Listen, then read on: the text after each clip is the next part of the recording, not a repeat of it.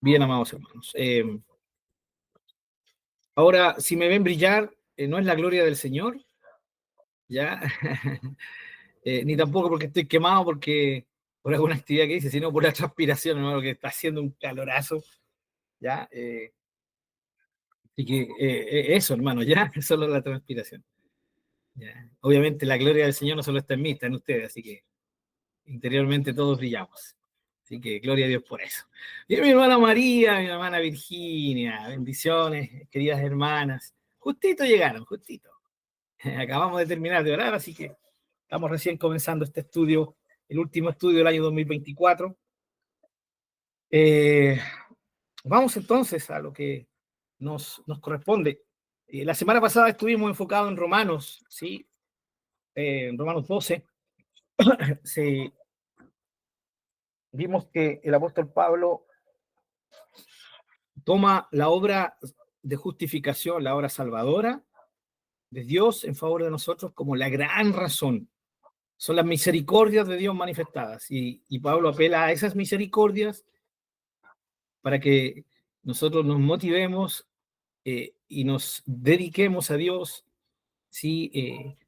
Nuestros cuerpos, o sea, todo nuestro ser, lo dediquemos a nuestro Dios en un sacrificio vivo, ¿no? Eso fue lo que estuvimos viendo. Que sea santo, con el fin de agradarle a Él. Es la verdadera adoración, es el verdadero culto de adoración, es el verdadero servicio de adoración, como se expresan en las diferentes versiones, ¿no? En español.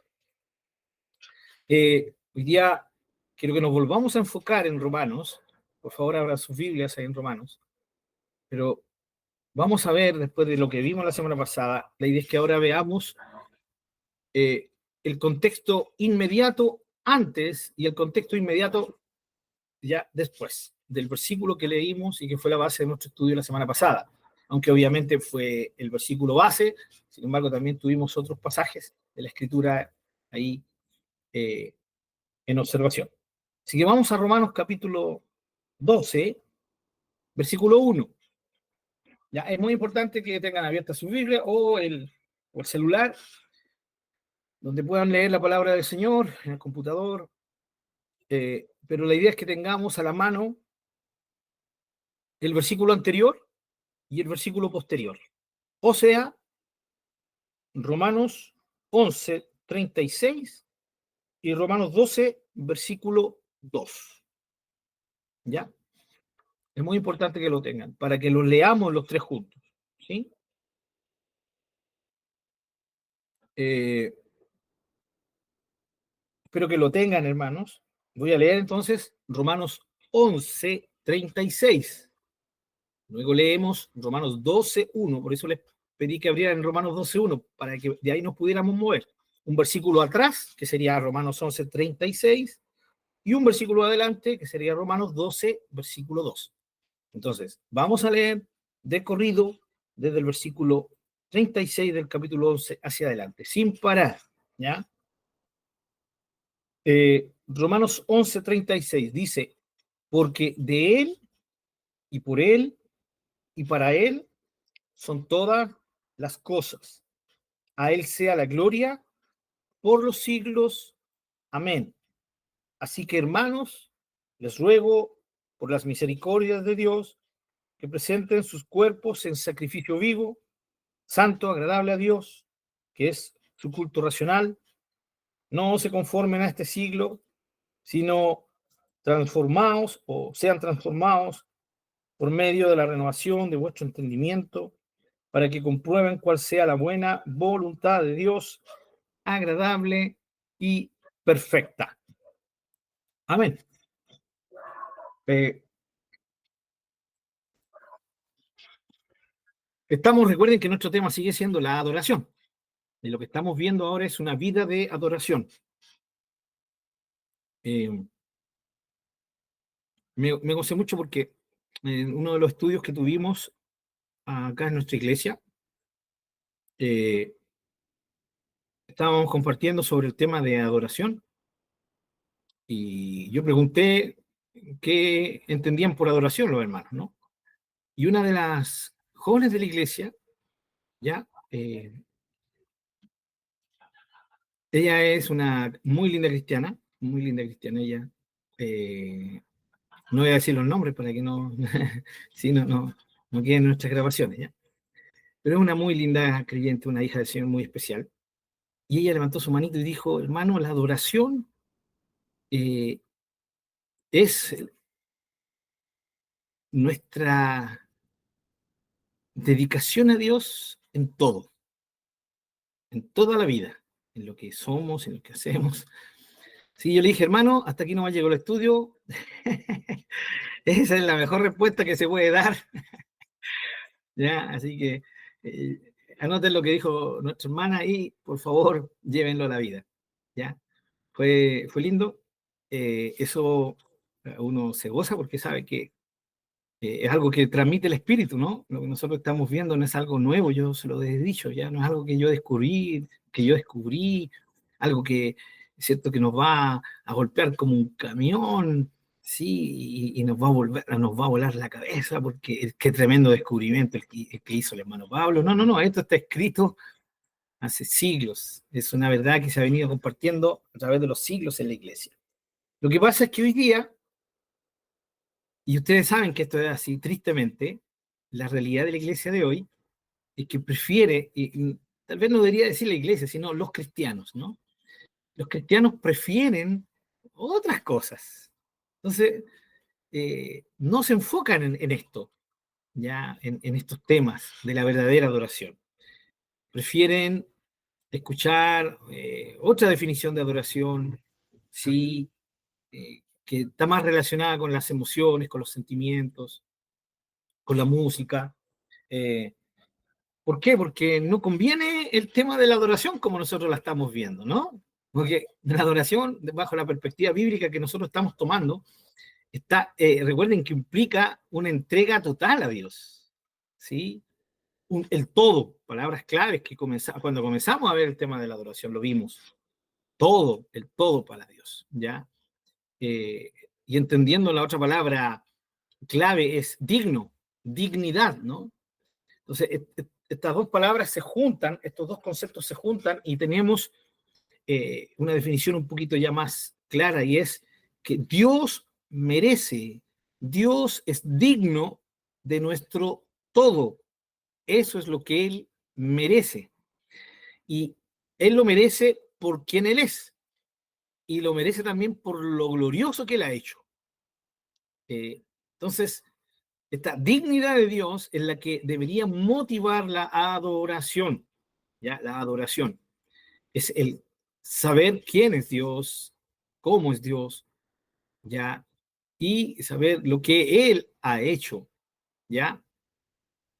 Eh, Al entender todo esto, nosotros reaccionamos entonces, ¿sí? Reaccionamos en adoración, ¿ya? Eh, y, y cuando hablamos de que Dios es digno, no es porque Dios nos imponga a adorarle, y esto es muy importante en lo que hemos estado viendo, ya, Dios, de verdad que al Señor no le interesa corazones que obligados o por imposición lo adoren.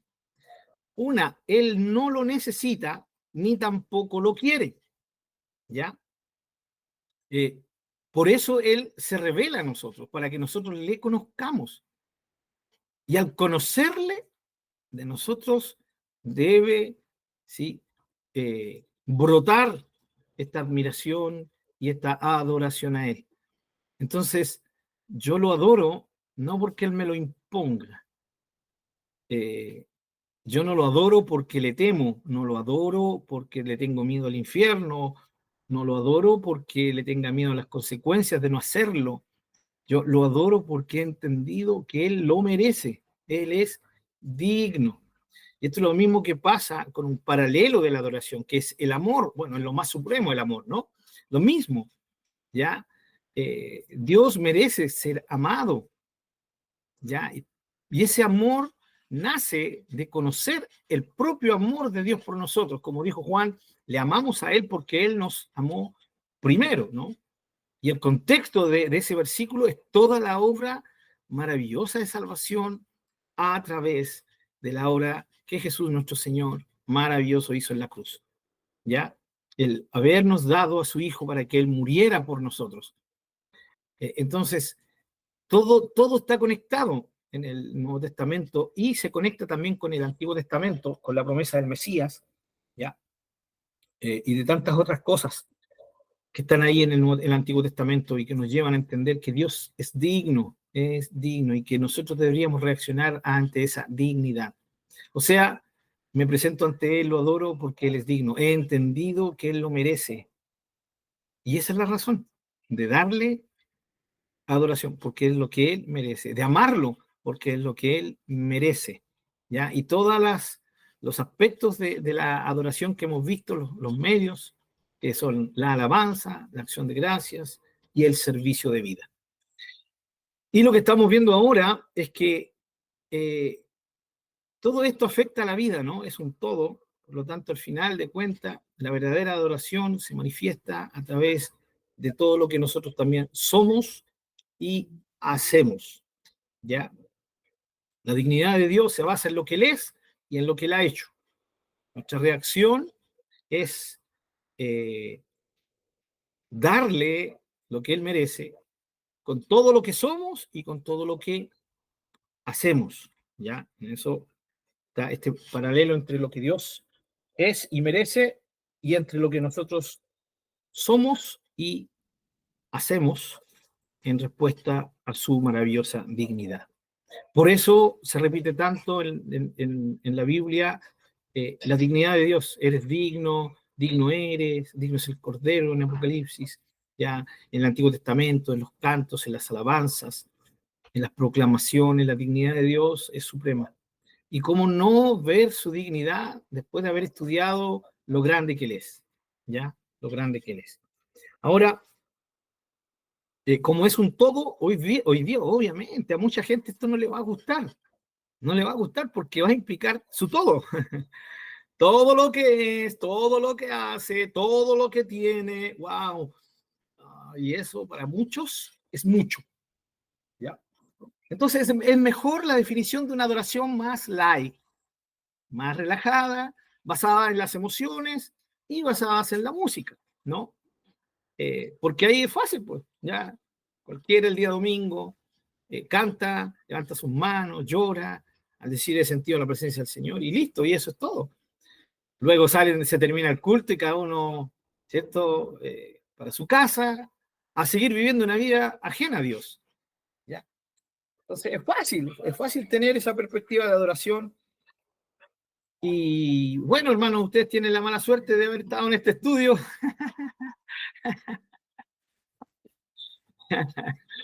Nadie los obligó, hermano, pero estamos metidos en este estudio donde se nos ha mostrado por medio de la palabra que la adoración es algo maravilloso, pero no tiene que ver con eso. Ahora, aquellas cosas, ya como las emociones, la música, se pueden usar. Por supuesto que sí, sin lugar a duda, pero se usan como medios, no como el fin. El fin tiene que ver con nuestras convicciones, con lo que nosotros creemos, ¿ya? Pero yo sé que en broma, yo sé que ustedes han entendido esta broma, porque al igual que yo, se gozan de entender, de poder recordar esto. Sé que muchos tal vez lo sabían, tal vez muchos han profundizado en el tema, otros no lo sabían y lo han ido conociendo, entendiendo. La obra del Espíritu Santo, por su palabra, es maravillosamente gloriosa en cada uno de forma personal, ¿ya?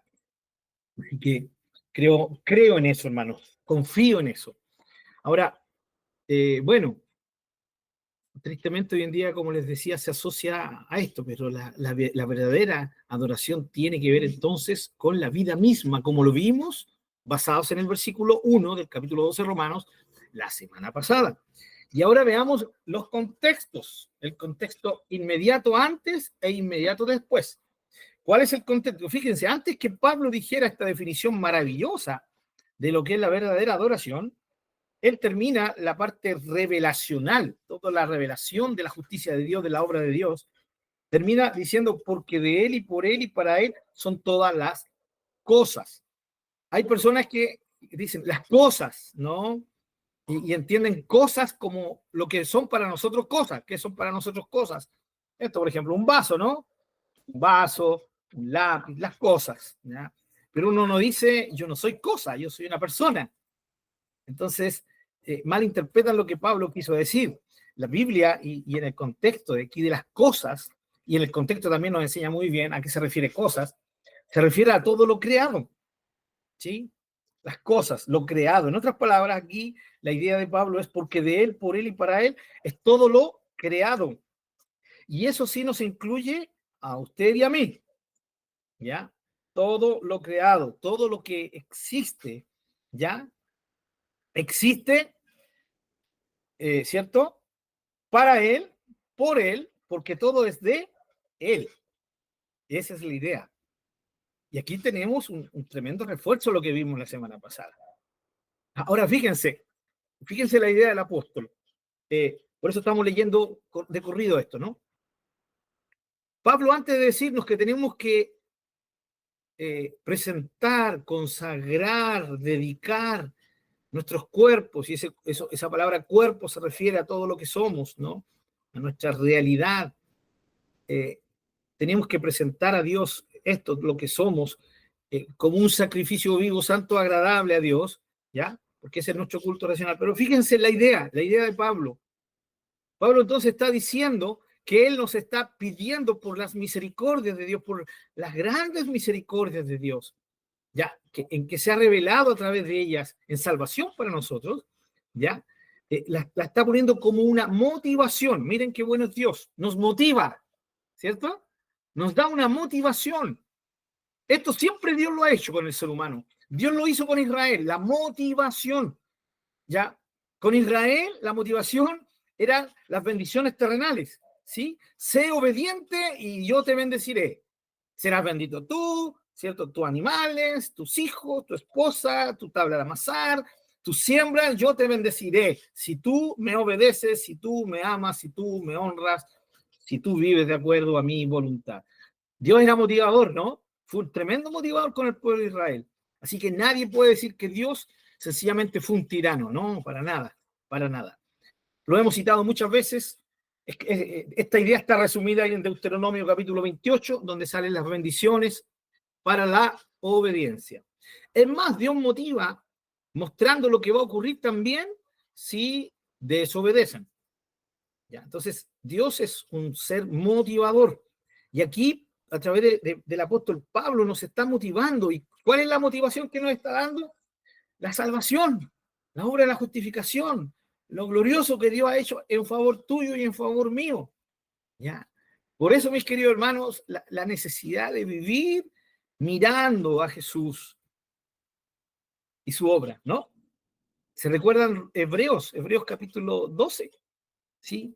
Puestos los ojos en Jesús, el autor y consumador de su fe, ¿sí? Pongan sus ojos en él, que sus ojos siempre estén puestas en él, el autor y consumador de nuestra fe. Ya. Entonces, la idea es que nosotros veamos al Señor Jesucristo. Lo vimos en Apocalipsis. ¿Sí? Como todo gira en torno al que está sentado en el trono, y luego cuando aparece el Cordero, todo gira en torno al que está sentado en el trono y alrededor del Cordero. Y la dignidad de Dios, del que está sentado en el trono, se manifiesta porque Él ha creado todo y porque todo es sustentado por Él. Ya en capítulo 4, ¿no? Al final del capítulo 4 en Apocalipsis. Y el capítulo 5, cuando aparece el Cordero de Dios, el Cordero como inmolado, ya, ahora Él pasa también a ser la razón de la dignidad, ¿ya?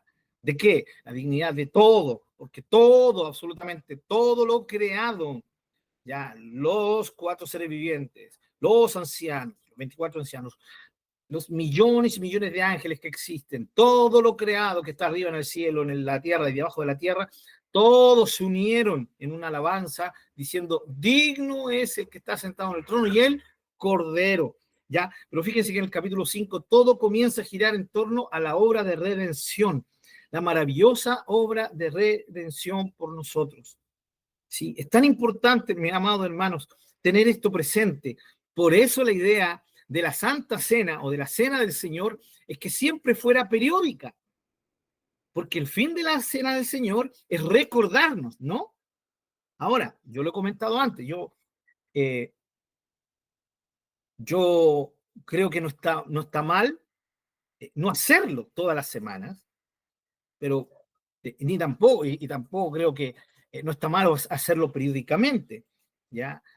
Lo digo de otra manera, no creo que siempre va a ser necesario hacer la cena del Señor todas las semanas, porque hay corporaciones, iglesias que lo hacen, ¿ya? Todos los domingos tienen cena del Señor, ¿ya? Otras que todos, el primer domingo de cada mes tienen cena del Señor, pero también hay otras que lo hacen periódicamente, ¿ya? Ahora, esa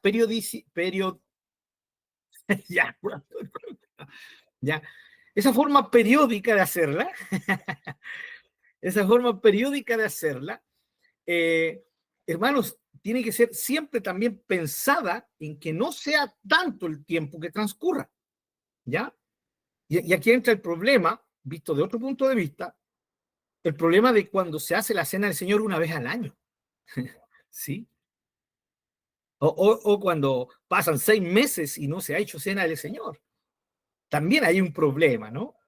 Tanto el hacerla muy seguida, ¿sí? Como hacerla muy lejana, puede traer problemas. Y es ahí donde creo que el liderazgo de cada iglesia debe ser sabio en la determinación de cómo hacerlo. De tal manera que la cena del Señor siempre sea algo que nos mantenga expectantes, ¿ya? Y que sea maravillosamente expectante, algo que busca maravillosas expectativas en nosotros de querer estar ese día, ¿ya? Y fíjense, no escaparse como escapan algunos, ¿ya? Oye, el pastor me avisó que iba a hacer cena del Señor y yo no me he puesto ni a cuenta, ¿ya? Y estoy pasando la vergüenza de que no voy a tomar cena porque, bueno, no me he portado muy bien y no quiero que me castigue el Señor, porque ahí en Corinto está clarito que si uso la cena del Señor indignamente, los corintios algunos hasta se murieron. Ah, no, yo no quiero eso. Entonces, fíjense la mentalidad, ¿no? Y eso muestra una mentalidad que produce tristeza en el corazón de Dios, ¿no? Se nota inmediatamente que no es una persona que está sintonizada con Romanos capítulo 12, versículo 1. No está viviendo una vida de adoración, una vida dedicada a Dios, una vida como ofrenda, como sacrificio de vivo para Dios. ¿Por qué? Porque tiene ese problema. No debería ser problema para nosotros que nos pillen de sorpresa con una cena del Señor. Yo no tengo que esperar la cena del Señor para consagrarme. Esa mentalidad, perdónenme que lo diga, hermanos, tan mediocre. Esa es la mentalidad que, por un lado, no, mucha gente no entiende que ofende a Dios. Y lo ofende, lo entristece, ¿sí? Recordemos que nuestro Dios es un ser ya que tiene emociones y sentimientos, ¿no? ¿Se recuerdan? Lo vimos, ¿no? Dios no es un ser insensible. Sus emociones son diferentes a las nuestras, son perfectas, pero son emociones. Él siente. Versículos maravillosos del Antiguo Testamento, como por ejemplo, le dolió en el corazón. ¿Se recuerdan? Cuando vio que toda la humanidad había caído en pecado antes del diluvio, le dolió en su corazón. En un versículo de Isaías, no me recuerdo, hermano, dice que él fue angustiado en todas las cosas tristes que le pasó a su pueblo, ¿ya? O sea, él sufre, ¿ya? Con lo que nos pueda ocurrir a nosotros. ¿Por qué? Porque él nos ama, ¿ya? Y esto no le quita su gloria, no le quita su grandeza, todo lo contrario, ya enriquece mucho más nuestra perspectiva de quién es él, ¿ya? Ahora,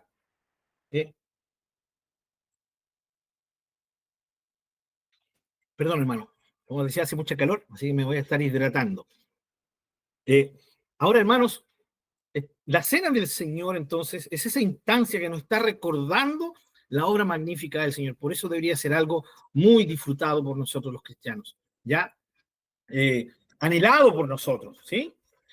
Eh, con mucho respeto, y decir, pastor, hermano, o anciano, o sea, quien esté a cargo, ya hace ratito que no tenemos el cena del Señor, podríamos hacer una cena del Señor, ¿qué le parece? ¿Ya? No, hermano, porque así no lo hacemos acá. Ah, ya, bien. Ningún problema, no nos vamos a poner a pelear, ¿no? Eh, y tampoco decir, che, hermano, ¿cómo no hemos hecho cena del Señor? Tampoco la idea, ¿no? Pero si la idea es que podríamos motivar, si no nos hacen caso, bueno, es otra cosa, ya no hay algo que podamos nosotros hacer en base a eso, ¿ya? Pero la motivación de la cena del Señor es recordarnos, traernos a memoria la obra del Señor. Y esto tiene que ver con la obra de salvación. Todos los capítulos anteriores, del capítulo 12 la obra de salvación a favor de nosotros, basada en la magnífica manifestación del amor del Señor. Isaías 63:9. Gracias, mi hermano Marcelo. Él fue angustiado, ¿sí? En todo. Gracias. Isaías 63:9, si alguien lo quiere anotar por ahí, ¿ya? Vimos a un Dios muy manifestado con emociones como repercusión de lo que nosotros somos y hacemos. Bueno, y el punto aquí, hermano, entonces, que la obra del Señor toma esta, este sitial supremo para nuestra adoración. ¿Ya? Pero fíjense que Pablo nos motiva. Esa es la idea de Pablo, nos está motivando, está diciendo las grandes misericordias de Dios. Esto debería motivarnos a, a presentar, a consagrar, a dedicar nuestras vidas, ¿sí? En sacrificio vivo, santo, agradable al Señor, ¿ya? Entonces es la motivación que el Espíritu Santo nos está dando a través del apóstol Pablo para una consagración, para una vida de consagración, si lo queremos ver con este título, esta palabra tan usada, ¿no? Consagración, ¿ya? Pero fíjense que la motivación es por amor a nosotros, es como darnos el empujoncito, ¿no? Pero, ¿qué es lo que acaba de decir Pablo? Capítulo 11, versículo 36 de Romanos. Él ha dicho una verdad absoluta. ¿Y cuál es esa verdad absoluta? Es que usted y yo, ¿sí? Somos de Él, somos por Él y somos para Él. O sea, si me consagro, si presento o no presento mi vida al Señor, hay una verdad que está sobre todo. Sigo siendo de Él, por Él y para Él. Ahora, ¿qué es lo que estoy haciendo? Estoy decidiendo vivir mi vida en contra de la razón por la cual existo. Y eso es lo que trae consecuencias al ser humano. Es no vivir de acuerdo, ¿sí? Al propósito por el cual fuimos creados, ¿ya? ¿Por qué existo? La gran pregunta del ser humano, ¿no? ¿Tengo algún propósito en esta tierra? Sí, claro. Existes por voluntad del Señor. Existes, ¿cierto? Para que seas de Él. Existes por Él y existes para Él. ¿Sí?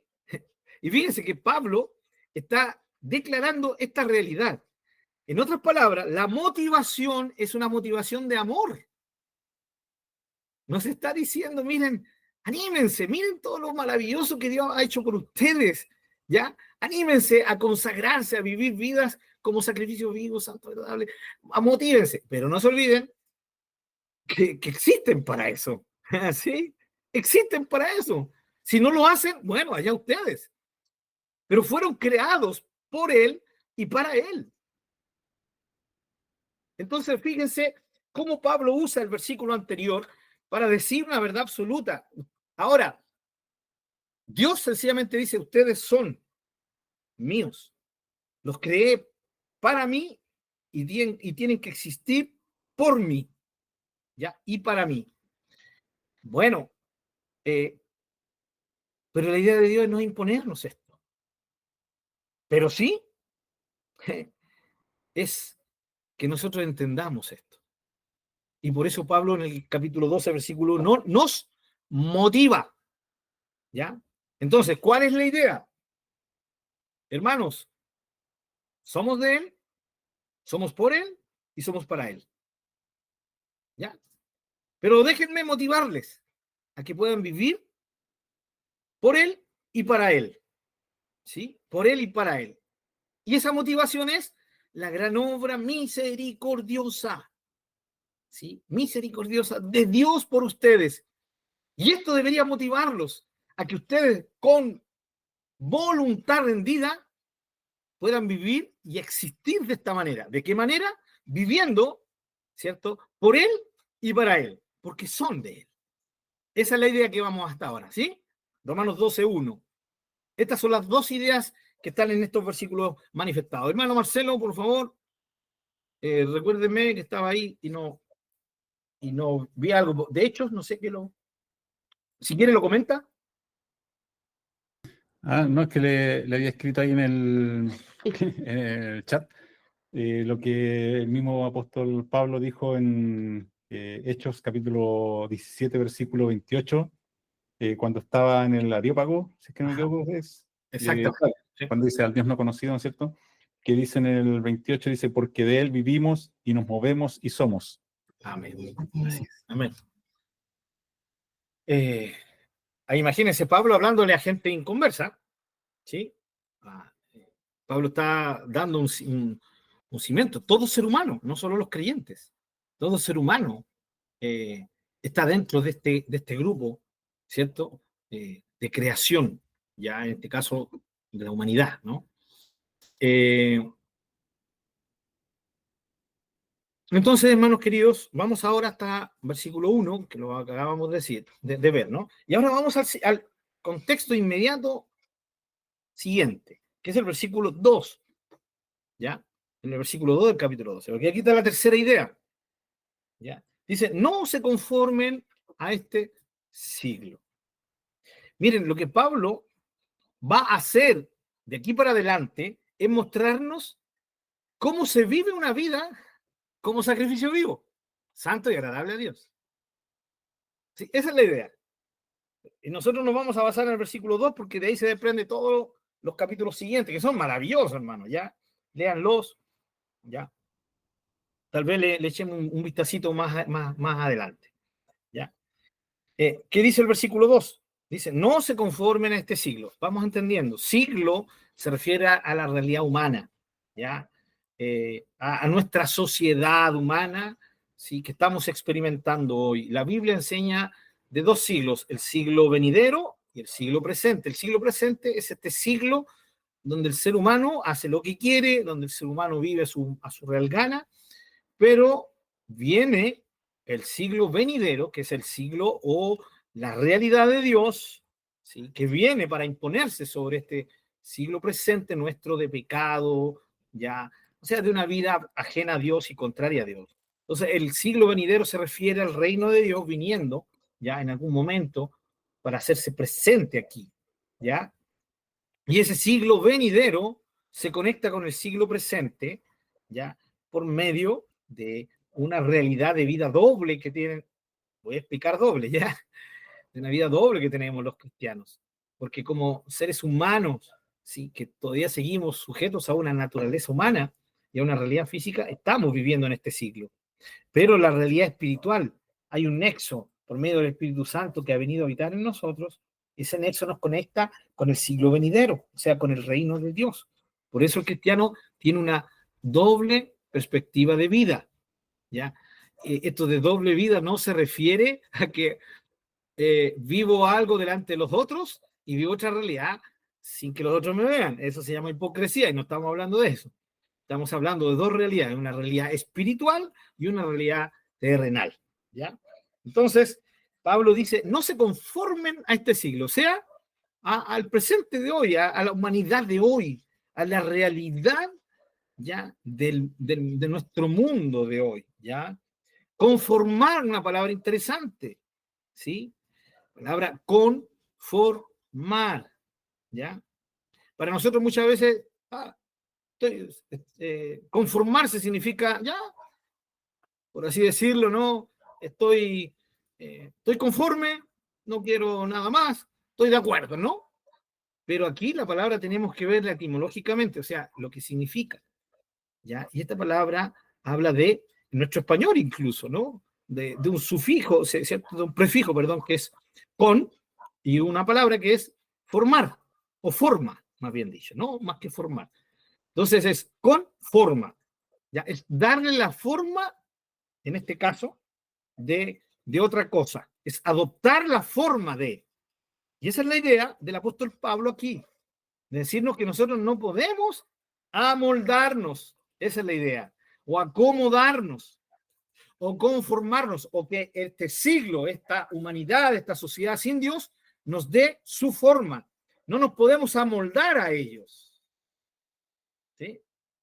¿Se recuerdan las palabras del Señor, de Jehová a Jeremías? No te conviertas tú a ellos, sino que ellos se conviertan a ti, ¿no? Esa es la idea. No te conformes a ellos, ¿sí? Sino por medio de la predicación del Evangelio y la salvación de sus vidas, que ellos se conformen a tu forma de vida.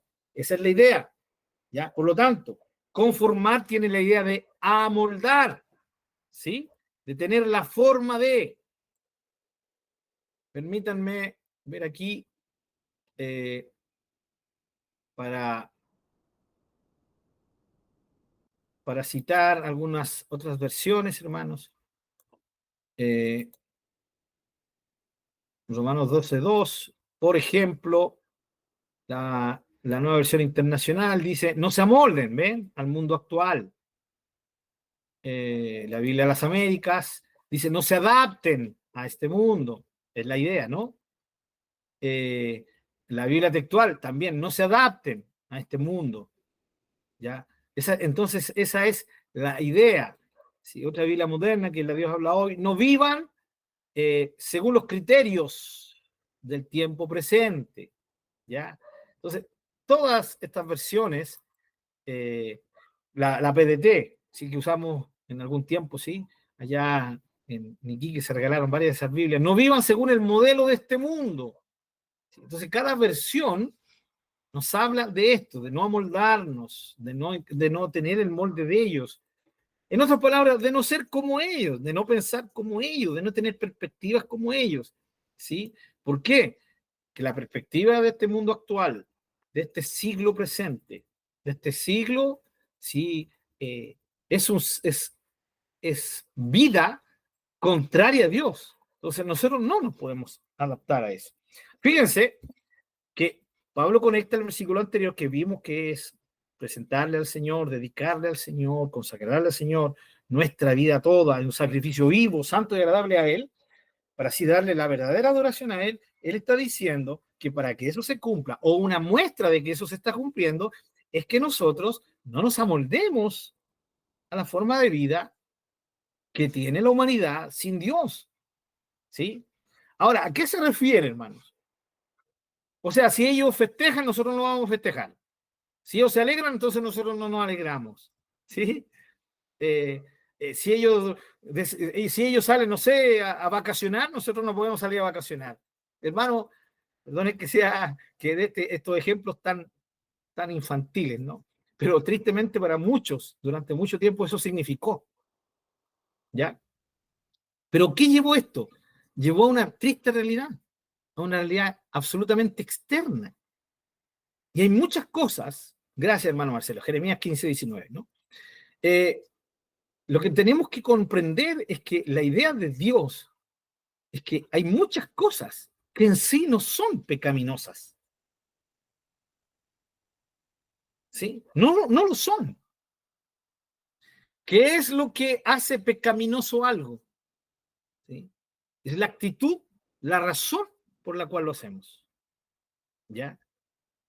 Esa es la idea. ¿Ya? Por ejemplo, imagínense, la música. ¿Sí? ¿Qué es pecaminosa la música? La música cristiana no podemos decir que es pecaminosa. ¿Sí? Porque tiene una buena letra, ¿sí? Tiene una sana letra, o debería tenerla. No necesaria, estoy hablando de la música en general. No estoy hablando de la música de alabanza, o como hoy día se le llama la música de adoración. No estoy hablando de la música en general. Es una música, ¿sí? Que se compone especialmente canciones, con letras que son sanas, no tiene ningún problema. No hay ningún drama con eso. ¿Ya? Pero el tema es la motivación. ¿Sí? Por eso, hermanos, lo compartimos. Creo que es tan terrible promover, ¿sí? Que yo soy un adorador y que compongo como adorador, compongo música de adoración para Dios, ¿sí? Y cobro por ella, ¿sí? Cobro por ella. Eso está complicado, ¿ya? Está complicado, porque si se supone que es de adoración, es una ofrenda. No tendría que haber ningún interés de beneficio propio al hacer eso. ya, al hacer eso. Porque es contradictorio hablar de adoración a Dios, es completamente opuesto a tener la idea de poder recibir beneficio. Beneficio. Ahora, si alguien quiere hacerlo, que sea sincero y diga, yo compongo música de alabanza para adorar a Dios, ¿ya? Pero en mi pega y cobro por eso. Bueno, y ahí cada uno va a ser ya dueño de comprar o no comprar esa música, ¿sí? Pero hacer un concierto para ganar fama, porque hoy día hay muchos de esos, ¿no? Eso, hermano, eso es completamente contrario a lo que es la adoración. Entonces, fíjense, no necesariamente música secular, ¿sí? Sino hay música cristiana, ¿ya? Que es pecaminosa. Y cristiana digo porque está en el ambiente de tener letra cristiana, música cristiana. ¿Y por qué es pecaminosa? Porque se usa para el beneficio personal de ciertas personas, ¿ya? Ahora sería maravilloso, imagínense, hacer algo así, componer y decir, voy a cobrar, ¿ya? Porque en esta vida nada es gratis. Ese es un pensamiento no bíblico, ¿no? Aunque tiene cierta verdad. Voy a componer, ¿sí? Y voy a cobrar. Pero todo lo que yo gane con eso, lo voy a dar a misiones. Lo voy a dar a obras, ¿cierto? Cristianas sociales. Lo voy a hacer para que el reino de Dios crezca. Yo no voy a recibir ningún peso. ¡Wow! Ahí estamos hablando de otra cosa. ¿Se dan cuenta? Porque la intención, ¿sí? Está siendo santa. Está siendo agradable a Dios. ¿Ya? Está usando música que se supone que es para alabar y está cobrando por ella, ¿ya? Pero lo está haciendo con el fin de bendecir la obra de Dios. O sea, al final todo redunda en qué? En que Dios reciba honor, Dios reciba gloria, ¿ya? Así que en eso no hay ningún problema. Pero fíjense cómo es que la motivación del corazón, el objetivo de hacer cosas, puede producir, ¿cierto? Algo pecaminoso o algo santo, ¿ya? Tiene un ejemplo solamente el tema de la música, ¿no? Pero en esto también. Imagínense gente que hace servicio en las cosas dentro de la iglesia local. Y cuando la gente lo hace con el fin de poder impactar a los hermanos y al pastor para que le den un puesto, un cargo, ¿eh? ¿Cómo se conoce a esta gente? Se conoce a fin de año, cuando en la iglesia se dan las honras, ¿no? Como se decía antiguamente, ¿no? Y, y no lo toman en cuenta el hermanito, ¿sí? Diezmó todo el año, ¿sí? Sí, había que ir a limpiar los baños, iba a hacer, se congregó todos los días que había congregación, fue fiel, en fin.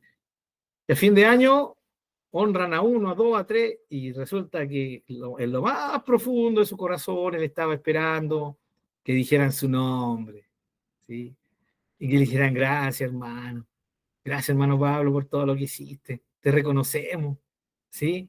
Y alabamos a Dios por tu vida, hermano. Grande, hermano Pablo.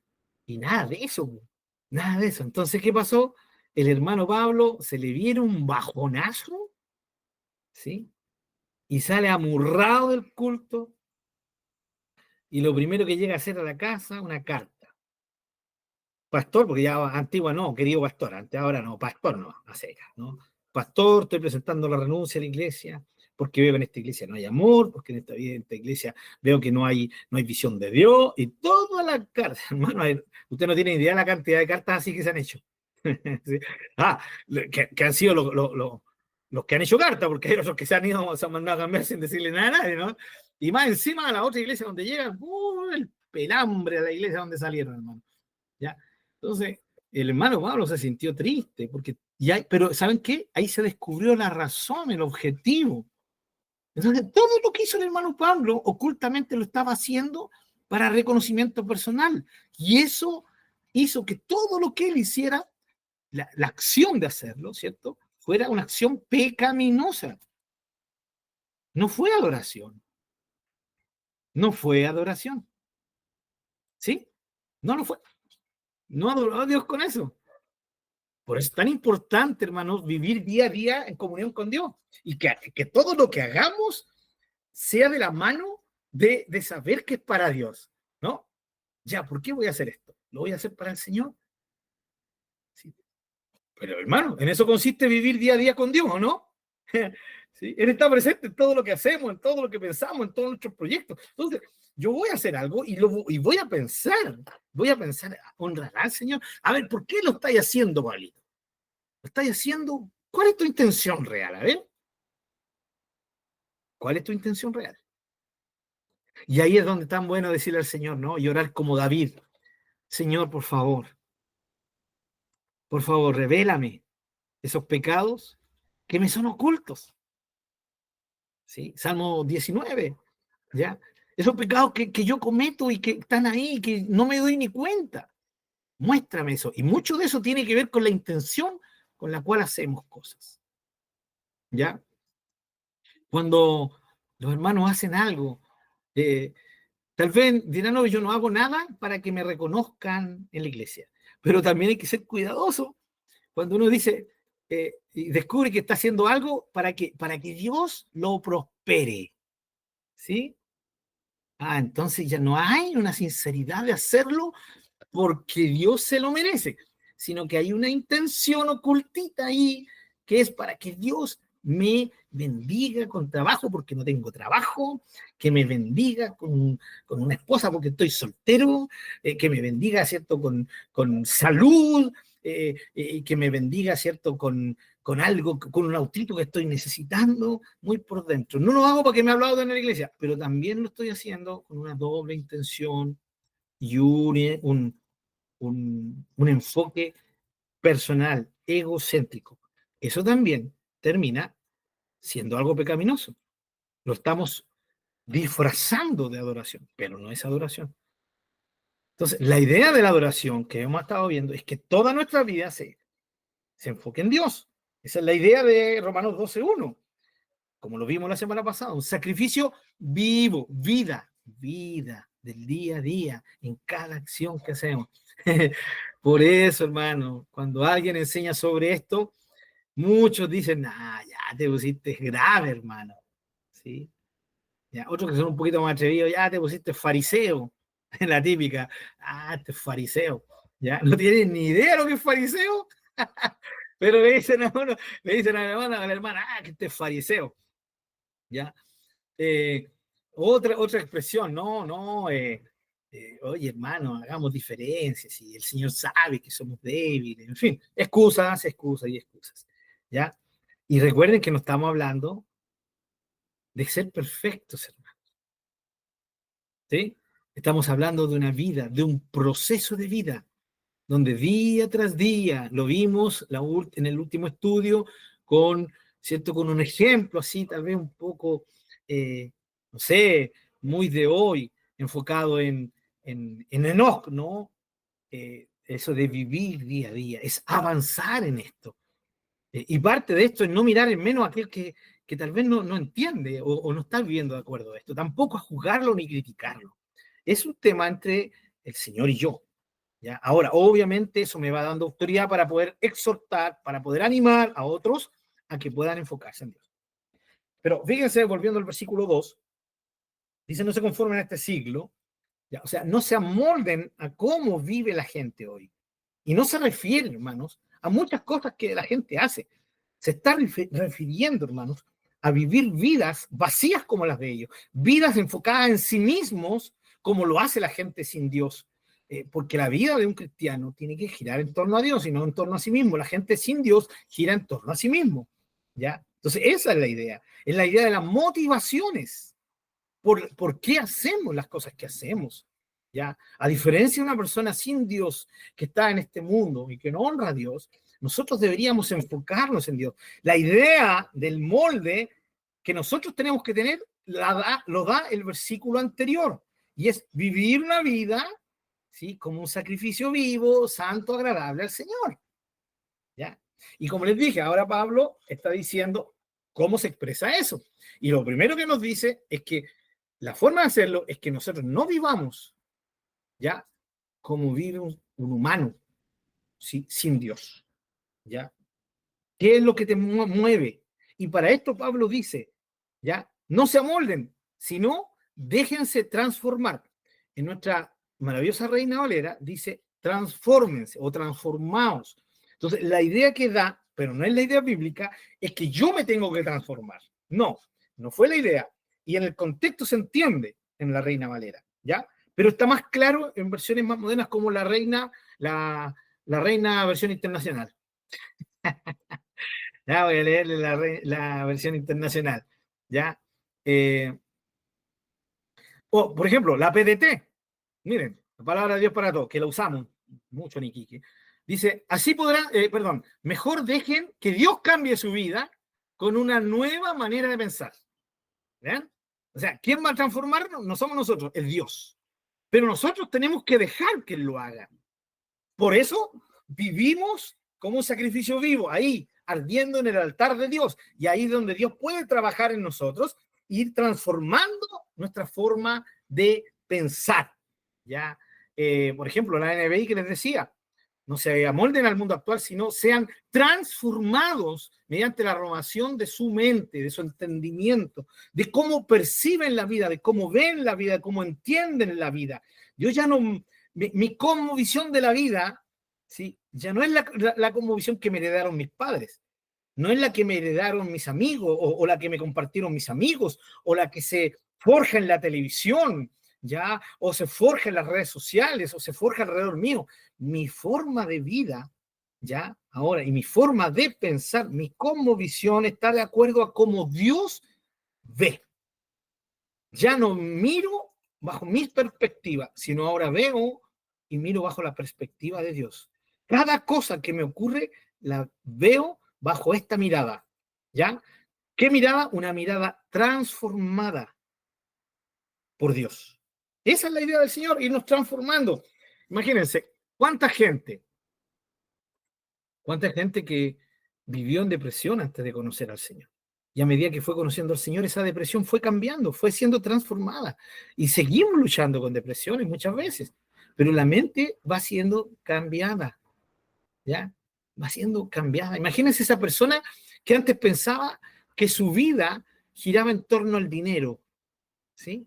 Pero ahora su mente está siendo transformada, está siendo cambiada, está entendiendo ahora que su vida no puede girar en torno al dinero, ¿sí? Imagínense esa persona ya que vivía adicciones, que creían que eso es lo que llenaba su vida. Ahora esa mente, ese entendimiento, esa forma de entender la vida está siendo cambiada, transformada, y estamos viendo que no era como nosotros pensábamos, ¿sí?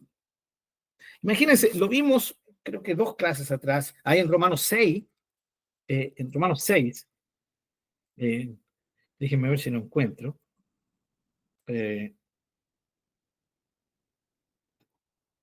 Por ejemplo, Romanos 6, versículo 21 dice lo siguiente: pero ¿qué fruto tenían de aquellas cosas? ¿Cierto? De las cosas pecaminosas, de las cosas que hacíamos sin Dios. Pero ¿qué fruto ya tenían de aquellas cosas de las cuales ahora se avergüenzan? Porque el fin de ellas es muerte. ¿Se dan cuenta, no? Ahí cambió la mente. Antes eran cosas que me gustaban hacer. Ahora yo me acuerdo de aquellas cosas y ¿qué pasa conmigo? Me avergüenzo de lo que hacía. ¿Ya? Me avergüenzo de tanta cosa. Ahí hay un cambio de mente. ¿Se dan cuenta? El cambio de mentalidad, de cómo entiendo las cosas. ¿Sí? Entonces, la idea aquí es que el Señor transforme nuestro entendimiento de cómo yo entiendo la vida y todo lo que soy y todo lo que hago y toda la realidad que me rodea. ¿Ya? Y Pablo termina diciendo, porque así van a poder comprobar cuál sea la voluntad de Dios. Esa es la idea. Entonces, fíjense el versículo posterior al que vimos la semana pasada, en que se nos motiva, ¿sí? Con un tremendo hecho que es la obra de salvación, de justificación, se nos motiva para que vivamos para el Señor como un sacrificio vivo, santo, agradable al Señor, porque esta es nuestra verdadera adoración, un verdadero culto de adoración, servicio, ya, de honrar al Señor, ya. Y ahora se nos está diciendo que el Señor nos tiene que transformar y nosotros tenemos que dejarnos transformar, no amoldarnos a este mundo, sino dejarnos transformar por Dios. ¿Para qué? Para que comprobemos cuál sea la voluntad de Dios. O sea, volvemos a estar enfocados en Dios. La adoración, ¿cuál era el enfoque de la adoración? Es Dios, no somos nosotros. Capítulo 11, versículo 36, porque de Él y para Él son todas las cosas. O sea, yo soy de Él, por Él y para Él. Yo, usted también. ¿Sí? Luego, capítulo 12, versículo 1, sus vidas tienen que estar presentadas al Señor como sacrificio vivo, santo, agradable a Dios, o sea, enfocada en Dios. ¿Sí? Y sacrificio vivo, vida para Dios. Y ahora el versículo 2, ya, dejen que su mente sea transformada, su entendimiento sea transformado, para que sepan cuál es la voluntad de Dios. O sea, vidas, al final, los 3 versículos nos llevan a vivir vidas centradas en Dios. ¿Ya? Ahora, aquí Pablo añade, ¿no? Características de la voluntad de Dios. Es buena, es agradable y es perfecta. ¿Ya? Hermanos, y aquí no está hablando, hay que ser cuidadoso con este versículo, hermanos, por favor.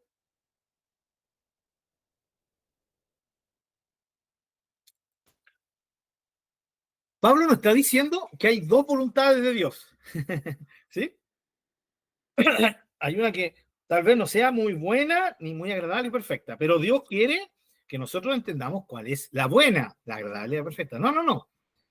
Pablo está diciendo para que conozcan la voluntad de Dios, porque la voluntad de Dios es buena, agradable y perfecta.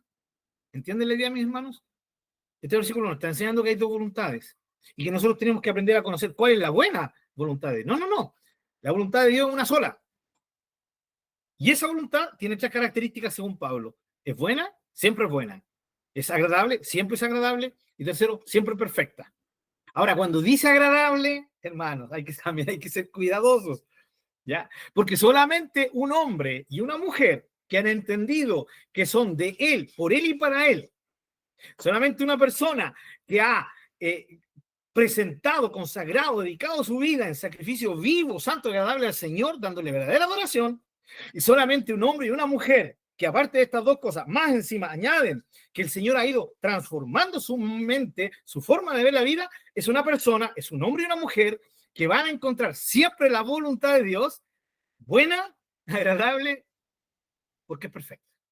O sea, van a conocer la voluntad de Dios tal y como es, ¿ya?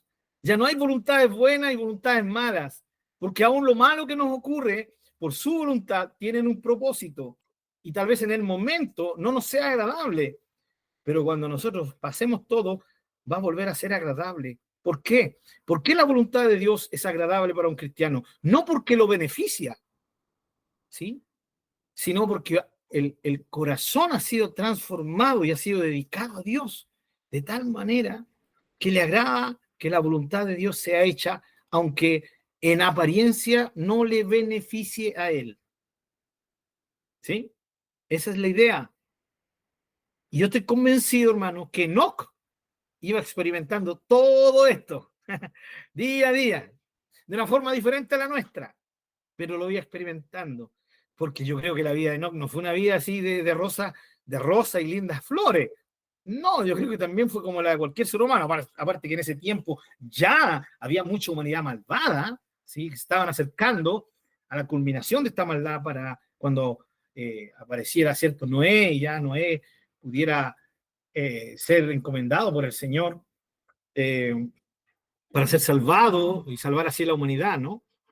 De su extinción con sus hijos y su yerna y su esposa, ¿no? Así que la vida de Enoch no fue fácil, no creo que haya sido fácil, hermano, pero fue una vida que fue avanzando.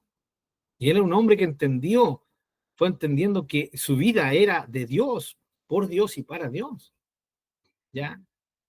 Fue un hombre que entendió que tenía que vivir para Dios. Y tercero, era un hombre que entendía que la voluntad de Dios es buena, agradable y perfecta.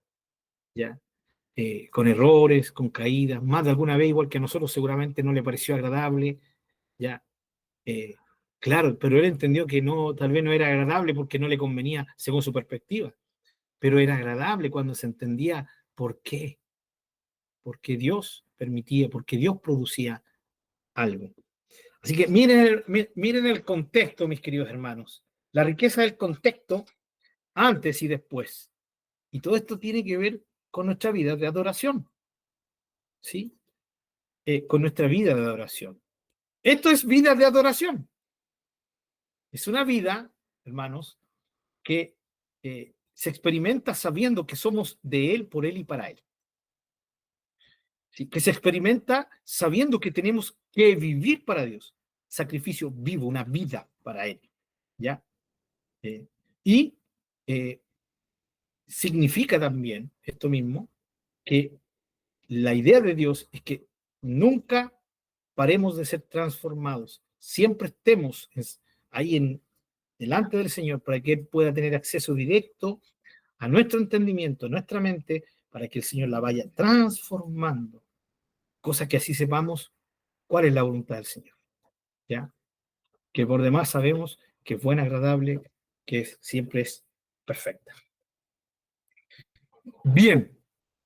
¿Alguna duda con respecto a esto, hermanos? Por favor, ¿alguna acotación que quieran añadir?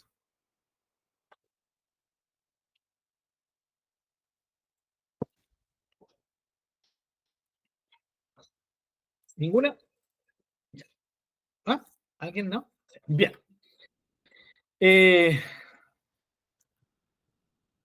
Vamos, hermanos, por favor, acompáñenme a Filipenses capítulo 1.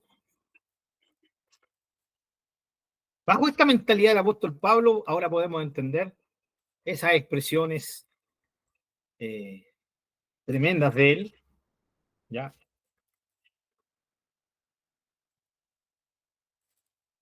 Estas expresiones que han motivado a los cristianos a través de los siglos, pero que es importante entenderla en el contexto de cómo Pablo vivía, cómo el apóstol enseñaba.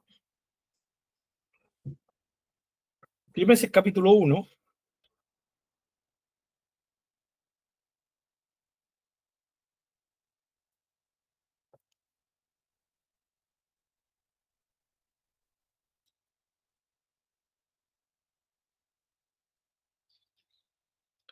versículo 12.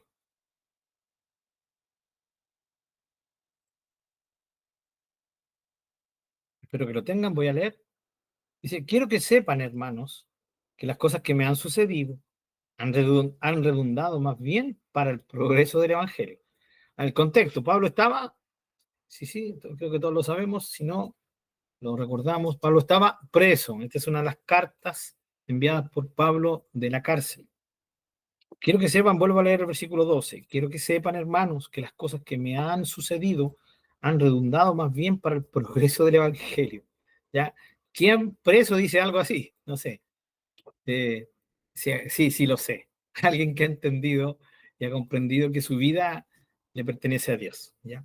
Y que sabe que todo lo que le ocurre es por la voluntad buena, agradable y perfecta de Dios, ¿ya? Versículo 13, de tal manera que mis prisiones se han hecho patentes en Cristo en todo el pretorio y a todos los demás. O sea, de una u otra manera, esta circunstancia Pablo le ha permitido hablar de Jesús. 14, y la mayoría de los hermanos, cobrando ánimo en el Señor, con mis prisiones, ya se atreven mucho más a hablar la palabra sin temor. Miren cómo Pablo veía, estoy preso, pero no importa. Si esto está sirviendo para que la gente aquí en la cárcel cercana donde yo puedo llegar pueda conocer del Señor. Y no solamente eso, sino que está animando a los hermanos a que cobren ánimo, valentía, para que prediquen, ¿cierto? Viendo mis prisiones, mis sufrimientos. O sea, Pablo estaba sufriendo, hermanos, pero él decía, no hay ningún problema. Si esto redunda para la extensión del Evangelio, para la gloria de mi Jesús, bien, démosle. 15. Algunos, a la verdad, predican a Cristo por envidia y contienda, pero otros de buena voluntad. Pablo reconoce que hay gente que no lo hace con buena intención. Hermano, hoy día pasa lo mismo, ¿o no? Sí, hay gente que en los púlpitos está predicando, ¿sí? O está enseñando. Y aquí no solamente que predicar afuera en la calle, sino predicar, ¿no? Y se está predicando por cualquier razón, menos por la razón correcta, ¿ya? Pero Pablo dice, pero sí hay otros que lo hacen de buena voluntad. El 16, los unos anuncian a Cristo por contención, no sinceramente, pensando añadir aflicción a mis prisiones. O sea, más encima predican con la intención, ¿cierto?, de que más mal me vaya. Pero los otros por amor, sabiendo que estoy puesto para la defensa del evangelio. Miren cómo puede mucha gente, Pablo está reconociendo que hay gente que predica la palabra de Dios, ¿sí? Y no lo está haciendo con el sentido correcto, con la motivación correcta, y lo hacen. Pablo está dando testimonio. Hay gente que anuncia a Cristo, que predica a Cristo y no lo hace con la intención correcta, ¿sí? Y eso sigue ocurriendo hoy. Hay mucha gente que predica a Cristo, ¿ya? Ahora, permítanme detenerme un poquito en esto, que tiene más que ver con animarles a tener cuidado, ¿ya? Hay gente, hermanos, que tiene características, ¿sí? Que han nacido con esas características. Algunos le llaman carismáticos, son personas carismáticas, tienen un ángel, ¿no? Otros dicen, esta persona tiene buena vibra, ¿sí? Y son gente que habla, hermano, y atrae a la gente, ¿sí? Y eso no tiene que ver con el cristiano, ya necesariamente porque el Espíritu Santo está en él. Ahora, obviamente, la gente que es cristiana, sí. Pablo dice que producimos olor de vida, ¿no?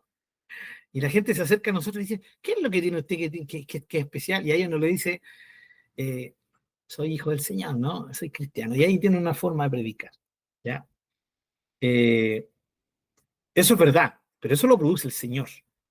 Pero sí hay gente que es como innato, ¿sí? Nacen como con esa chispa que atrae a la gente. De aquí es donde han salido los grandes, ¿sí? Gurús, ¿sí? Religiosos, que se han transformado en sectas, ¿ya? Y usted conoce la historia está plagada de esto, hermanos, ¿ya? De engañadores. Hoy día eh, me, me, me tocó salir, me salió una peguita hoy día y andábamos por allá arriba en Peñalolena, ya,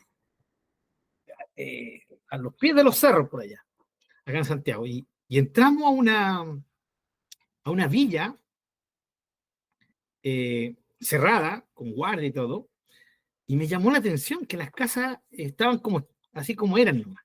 Portones de madera, pero no eran portones automáticos, y seguimos entrando a esa villa ecológica se llama, imagínense. ¿Ya? Y empezamos a entrar, y casas grandes, terrenos grandes, pero no, y se notaba que era gente que tenía dinero, porque para vivir en un lugar así, me refiero con guardia, ¿no? Pero no era el típico condominio que uno entra, ¿sí? Que está todo lujoso, no, no, no. O sea, para que me entiendan, eran como casas hippies, ¿sí? Casas hippies, ya, los árboles sin cortar, ya sin barrer la hoja en el suelo, porque esa es como la mentalidad un poco hippie, ¿no? Bueno, hoy día no le llaman hippie, pero como la idea, ¿no? Todo es natural. Por eso me dijeron hippie, yo amo cuando las hojas caen de los árboles, no me gusta barrerlas, ¿ya? Pero acá me retan porque hay que barrerlas, pero me encanta. Será porque tengo espíritu hippie, ¿no? Vaya, bueno, hermano. No, pero estas casas eran así. Y yo me traíamos con Cristian, con el hermano que fui a trabajar. Yo le decía, oye, mira las casas, sí, vos me decías aquí es donde viven, sí, los vegetarianos, aquí es donde viven, no, la gente libre, que se creen libres, y que la vida, no, démosle nomás. Y ahí él me contó que lugares como ese se habían dado el tema de varias sectas, ¿ya? Habían comenzado en lugares así, por ejemplo, la famosa secta de Antares, fue chileno, fue muy, muy bullada. En Estados Unidos, ¿cuántas? Muchas de ellas terminaron en matanzas, ya, en India también. Entonces, yo veía esas casas y veía todo el tema no sé, de libertad, ¿sí? Pero ahí me fue imposible no recordarme de esta gente. Esta gente, ¿cómo han tenido éxito? ¿Ya? Se han puesto, han empezado a hablar, y hay gente, oye, ¿y eso? ¿Qué dijiste? Sí, esto, y de a poquito la gente comienza a rodearlos. Y terminan hablando, hermanos, eh, cosas que seguramente ellos creen que vienen de la sabiduría, de los aliens, del cosmos, de la energía, positiva, ¿no? Y hoy día todo el tema del esoterismo viene de ahí, hermanos. ¿Ya? Pero fíjense que también dentro de las iglesias hay gente, hay predicadores que han comenzado a predicar y han tenido este carisma. Y la gente ha comenzado a seguirlos, ¿sí? Y se han rodeado de cristianos, susodichos cristianos, que los siguen y comienzan a ser eh, embaucados por esta gente. Ahora, el ser humano tiende a esto, el ser humano tiende a buscar personas a las cuales seguir, de las cuales alimentarse. ¿Se recuerdan de lo que dijo Pablo a Timoteo? Dijo que en los últimos tiempos la gente tendrá hambre de oír. Sí. Pero no querrán sufrir la sana doctrina, no van a querer oír la verdad del Evangelio. Y por eso se van a juntar falsos maestros, que conforme a sus concupiscencias, a sus propios deseos, ¿ya? Pecadores que están dentro de ellos, esos deseos malvados, ¿ya? Se van a aprovechar de la gente. Pablo también nos habla de aquellos que usan la piedad, la devoción a Dios, como un medio para enriquecerse. Y díganme que eso hoy día no se produce. Sí, hermanos. Ahora, ¿por qué se produce? Porque la gente sencillamente le ha dado rienda suelta a esa necesidad de tener un gurú, a esa necesidad de tener un pastor que los guíe en toda su vida, ¿sí? Esa dependencia, ese infantilismo de querer tener un papá, ¿no? Y aquí, con todo respeto a las iglesias evangélicas, mi pastor, mi papito, ¿sí? Es mi papá espiritual.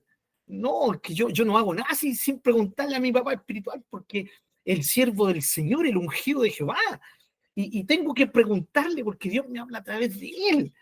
Y hermanos, perdonen, ahora, cierre paréntesis, ya, ahora estoy hablando yo, recién estaba hablando, ¿cierto?, como estas personas, ¿no? Cierre paréntesis, cierre comillas, ahora voy a hablar, hermano Pablo, ¿ya? Yo digo, de esta gente están llenas las iglesias hoy, que dependen de hombres, de mujeres, y no entienden que deben depender de Dios, ¿sí o no? ¿Qué haríamos si el hermanito Pablo deja de hacer los estudios? ¡Ay, que Dios me libre! No, hermano Pablo, nunca termine de hacer los estudios. Dependemos de ti. Eres tan maravilloso. Tus enseñanzas son tan geniales. Ya, hermanos, pasa, hermanos. Lean sus Biblias, hermanos. No es cosa que en algún momento el hermano Pablo se vaya por otro lado y termine dando un estudio y usted termine y dice, no, yo sé que eso no va a pasar con ustedes, hermano, porque sé que ustedes están leyendo la palabra del Señor, ¿no? Y estamos basándonos en la palabra del Señor. Pero siempre tenemos que ser cuidadosos, hermanos, porque esto se da dentro de la iglesia, gente carismática.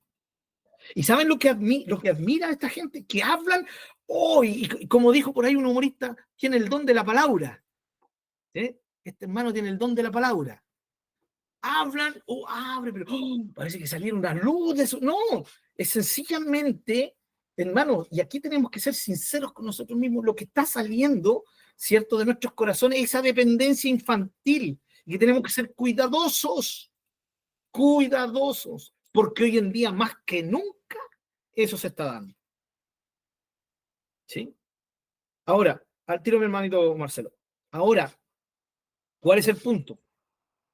El punto es cuando ustedes ven que el hombre y la mujer están hablando y hablan y no hay Biblia. Es impresionante. Al principio usan la Biblia. ¿Sí? ¿Ya? Les voy a dar un ejemplo. Por ejemplo, una vez, me acuerdo haber escuchado una de las primeras, al tiro mi hermano Marcelo, haber escuchado las primeras predicaciones que hizo Cash Luna.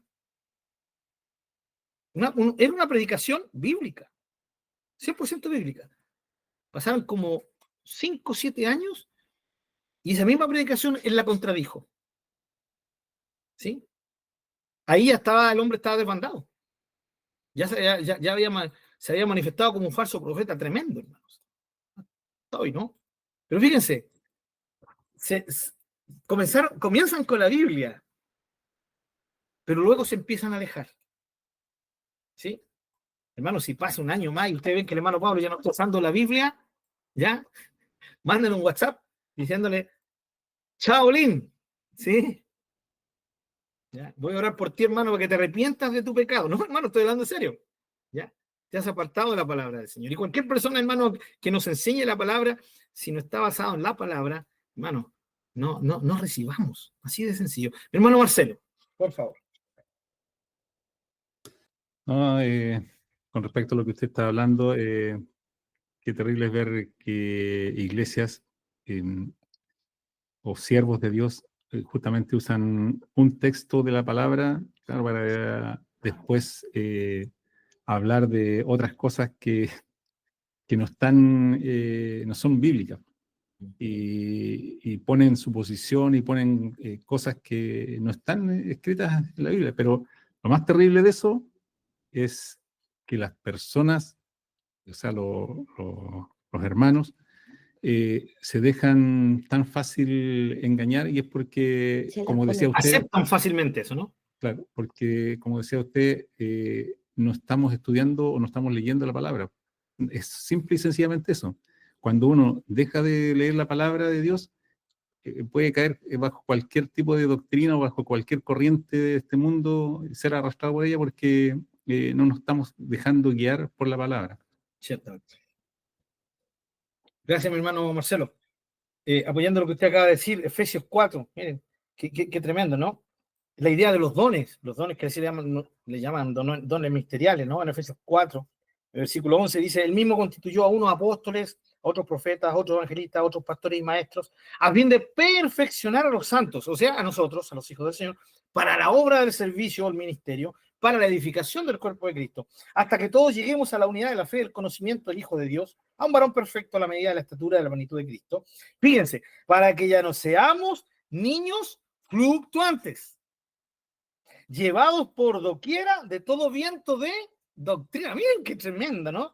Aquí exactamente lo que estamos hablando, lo que compartimos hermano Marcelo, por estratagemas, ¿cierto? Por planes de hombres que para engañar emplean con astucia las artimañas del error. Sino nosotros todo lo contrario, nosotros siguiendo la verdad en amor, crezcamos en todo en aquel que es la cabeza, esto es Cristo. Por eso, mis amados hermanos, toda esta gente, ¿sí?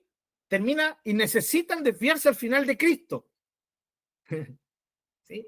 Porque mientras un cristiano o una cristiana están enfocados en Jesús el Señor, no van a ser engañados por él, por ellos. ¿Sí? Por eso en los púlpitos Jesús está poquito a poquito desapareciendo. ¿Sí? Se hablan de muchas cosas, pero no se habla de Jesús, el Señor. ¿Por qué? Porque la vida de Jesús es el centro del Evangelio. Como dijo alguien, Jesús mismo es el Evangelio, Él es la buena noticia y todo debe girar en torno a Él.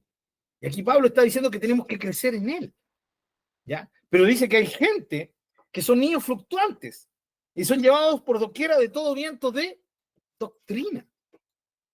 Y hoy día es terrible, hermanos, ver cómo gente prefiere, no sé, libros gordos de muchas cosas, ¿ya? O sencillamente la revelación por un sentir, ¿sí? O porque el hombre predica y tiene, como dije delante, el don de la palabra, ¿ya? Y no, que usted escucha a este hermano y ¡wow! ¿Ya? O a esta hermana, no, la pastora, tremendo.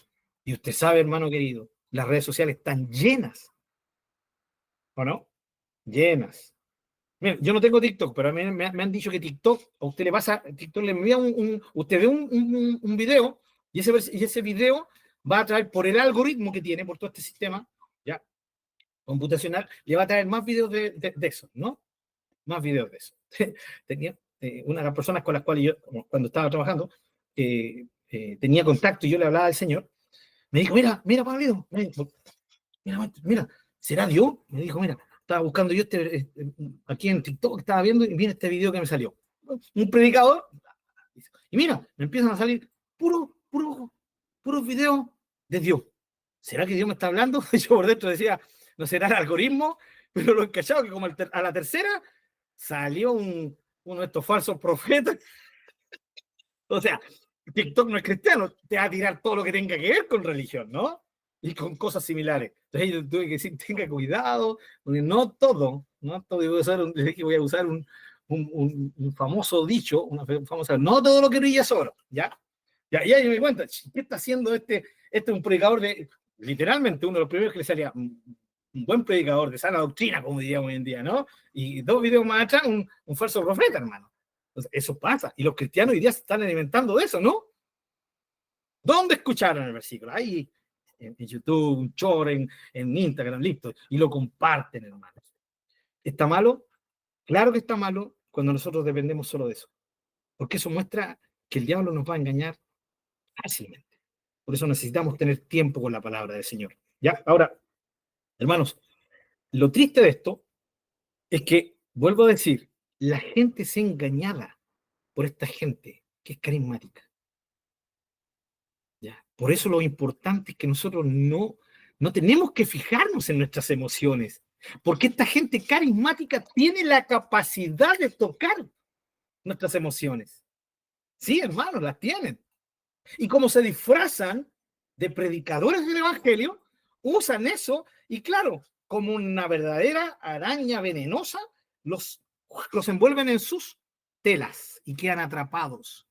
¿Ya? Y después les pueden hablar la barbaridad que sea y ellos van a estar diciendo, amén, sí, Señor. No sabía eso. Hoy, mire, estamos aprendiendo del Señor.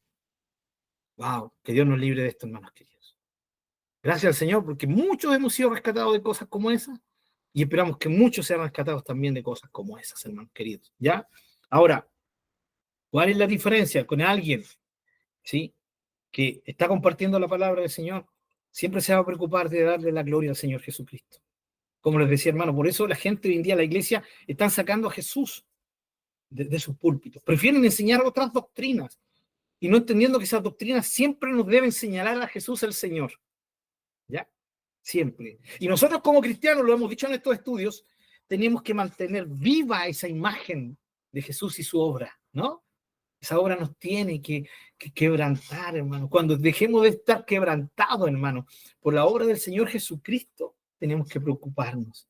Tenemos que tirarnos de rodillas y decirle, Señor, quebranta mi corazón, porque se ha vuelto duro. ¿Sí? Esa era la idea de Pablo, hermanos. Ya, la idea de Pablo.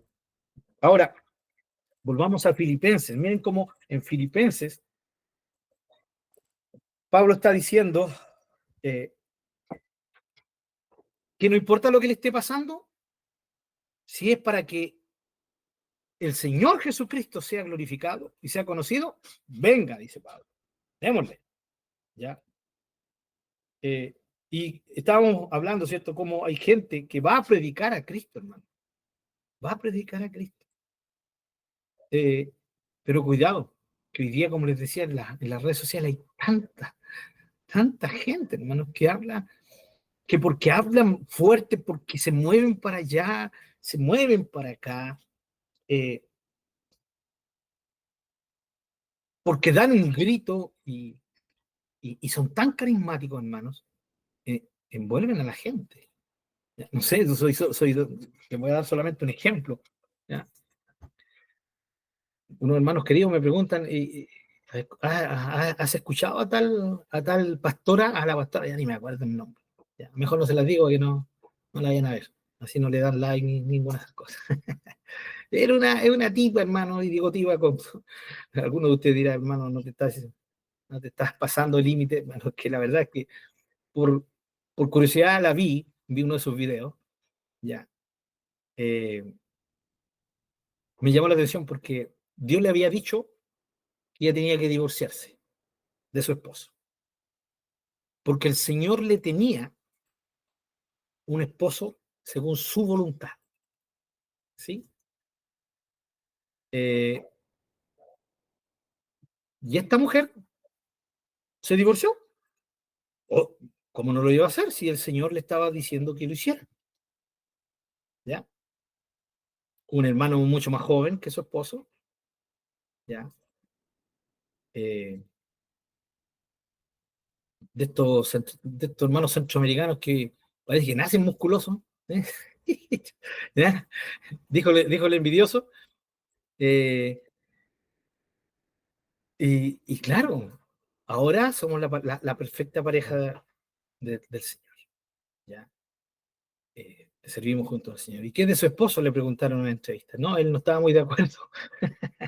Claro, ¿quién iba a estar de acuerdo? Pues, sí. Y dijo que no, que esto no era de Dios. Así que yo lo reprendí, dijo ella, porque se estaba yendo en contra de la voluntad de Dios. Hermanos,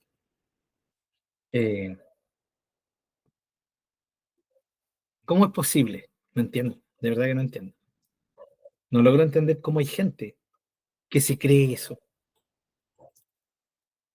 Yo no entiendo toda esa gente que sigue a esta pseudo pastora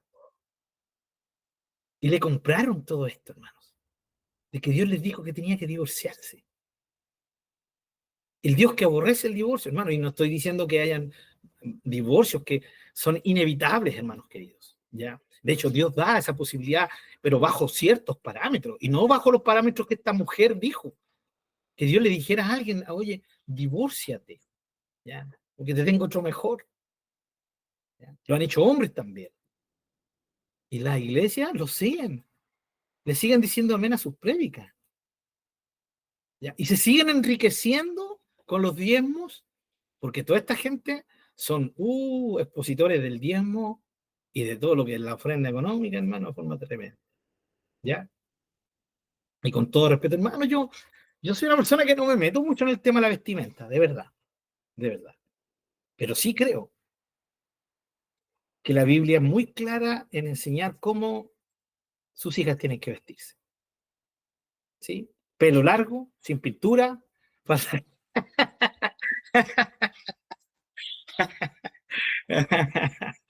Vale, querida. No, eso es todo un tema, el pelo largo, todas esas cosas, ¿ya? De hecho, algunos que abogan por eso deberían las mujeres también estar usando velo algunos, y bueno, hay iglesias que usan velo, ¿no?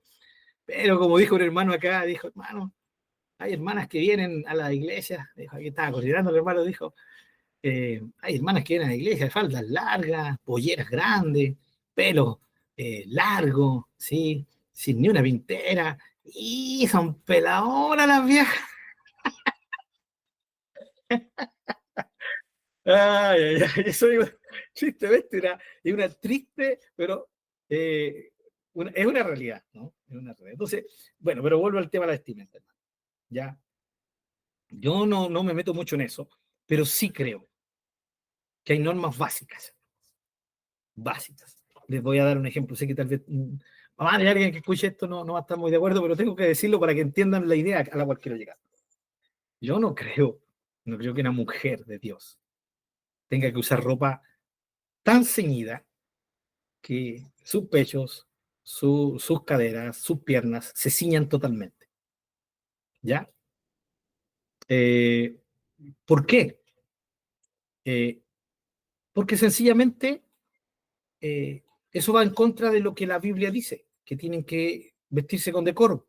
Y esto del decoro, hermano, se puede entender de varios puntos de vista, pero todos los puntos de vista tienen que llegar a uno solo, que significa que tienen que hacerlo ¿sí? De tal forma que no sea provocativo. ¿Ya? Esa es la idea. ¿Sí? Yo no voy a decir que la mujer no use pantalón, ahí cada uno sabe su conexión con Dios y sabrá lo que hace. ¿Ya? Pero sí reconozco que hay pantalones de mujer que no son provocativos. Pero también sé que hay mujeres que usan pantalones que son muy provocativos. Ahora, ¿cuál es el tema de hoy día? ¿Cuál es el tema de hoy día? Ya, las mujeres que les gusta usar esto dicen, no, o sea, me tengo que vestir de acuerdo a los hombres. ¿Ya? ¿Qué culpa tengo yo de que los hombres sean lascivos, lujuriosos? ¿Ya?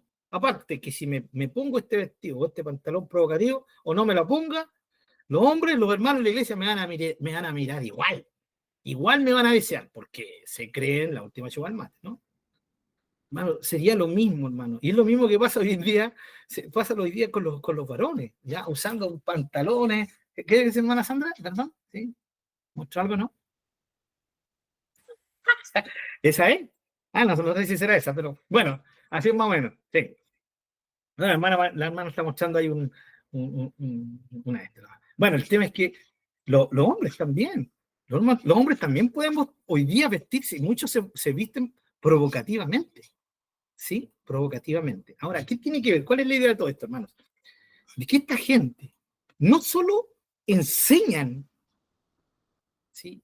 atrocidades como esta, de que Dios les dijo que tenía que divorciarse porque Dios le tenía uno mejor y más joven. Bueno, no fue la razón que ella dio, ¿no? La razón de ella fue que Dios le había dicho y ella tenía que ser obediente. Y que la gente que la sigue, que va a su iglesia, ya, le digan amén. Sí, hermana, sí, pastora. Sino que aparte de que están enseñando una atrocidad antibíblica por donde se le mire, ¿ya? Aparte de otra cantidad de atrocidades que enseña esta mujer, sino que más encima, su forma de vestir, ¿ya? No sea, hermano, y no tanto provocativa. Fíjense que Pablo dice que no con peinados ostentosos. ¿Se recuerdan de esa palabra, no? Los peinados ostentosos en la cultura griega y en la cultura romana se referían a unos peinados así, ostentosos, pues, así grandes, ¿no? Y que se le ponía oro, cosas de lujo, ¿cierto? Gemas, o sea, es ostentoso, ¿no? Y hoy día tal vez no tienen ese peinado ostentoso, pero sus vestimentas, hermanos, chaquetas que valen miles de dólares, ¿no? Y esto no solamente las mujeres, los hombres. Una chaqueta, ¿sí? Una chaqueta que puede costar $1.000.000 en nuestro contexto y más incluso. ¿Bajo qué pretexto? Bajo el pretexto de que son hijos del rey. ¿Han escuchado eso, no? Somos hijos del rey, como el rey es rico, nosotros somos ricos. ¿Sí? A ver, perdona, yo escucho al maestro decir clarito, mi reino no es de este mundo, ¿sí? Entonces no entiendo a qué rey te estás... No, es que la palabra del Señor dice, que Dios dice y que nos dice que Él es el dueño del oro y la plata, por lo tanto nosotros somos, ¿ya? La conoces, Jackie. Ya, pues es la misma, capaz, gastando, ¿cierto?, en operación. Y esto es una realidad, hermanos. Ahora, ¿qué plata se gastan? Hermanos queridos, no le han trabajado un día a nadie. Por eso son lobos rapaces. ¿Qué hace un lobo rapaz? Un lobo rapaz se disfraza de oveja para poder, ¿sí?, alimentarse de las ovejas. O sea, destruir las ovejas y poder alimentarse de ellas, ¿no? Eso es lo que hace un lobo rapaz, ¿no?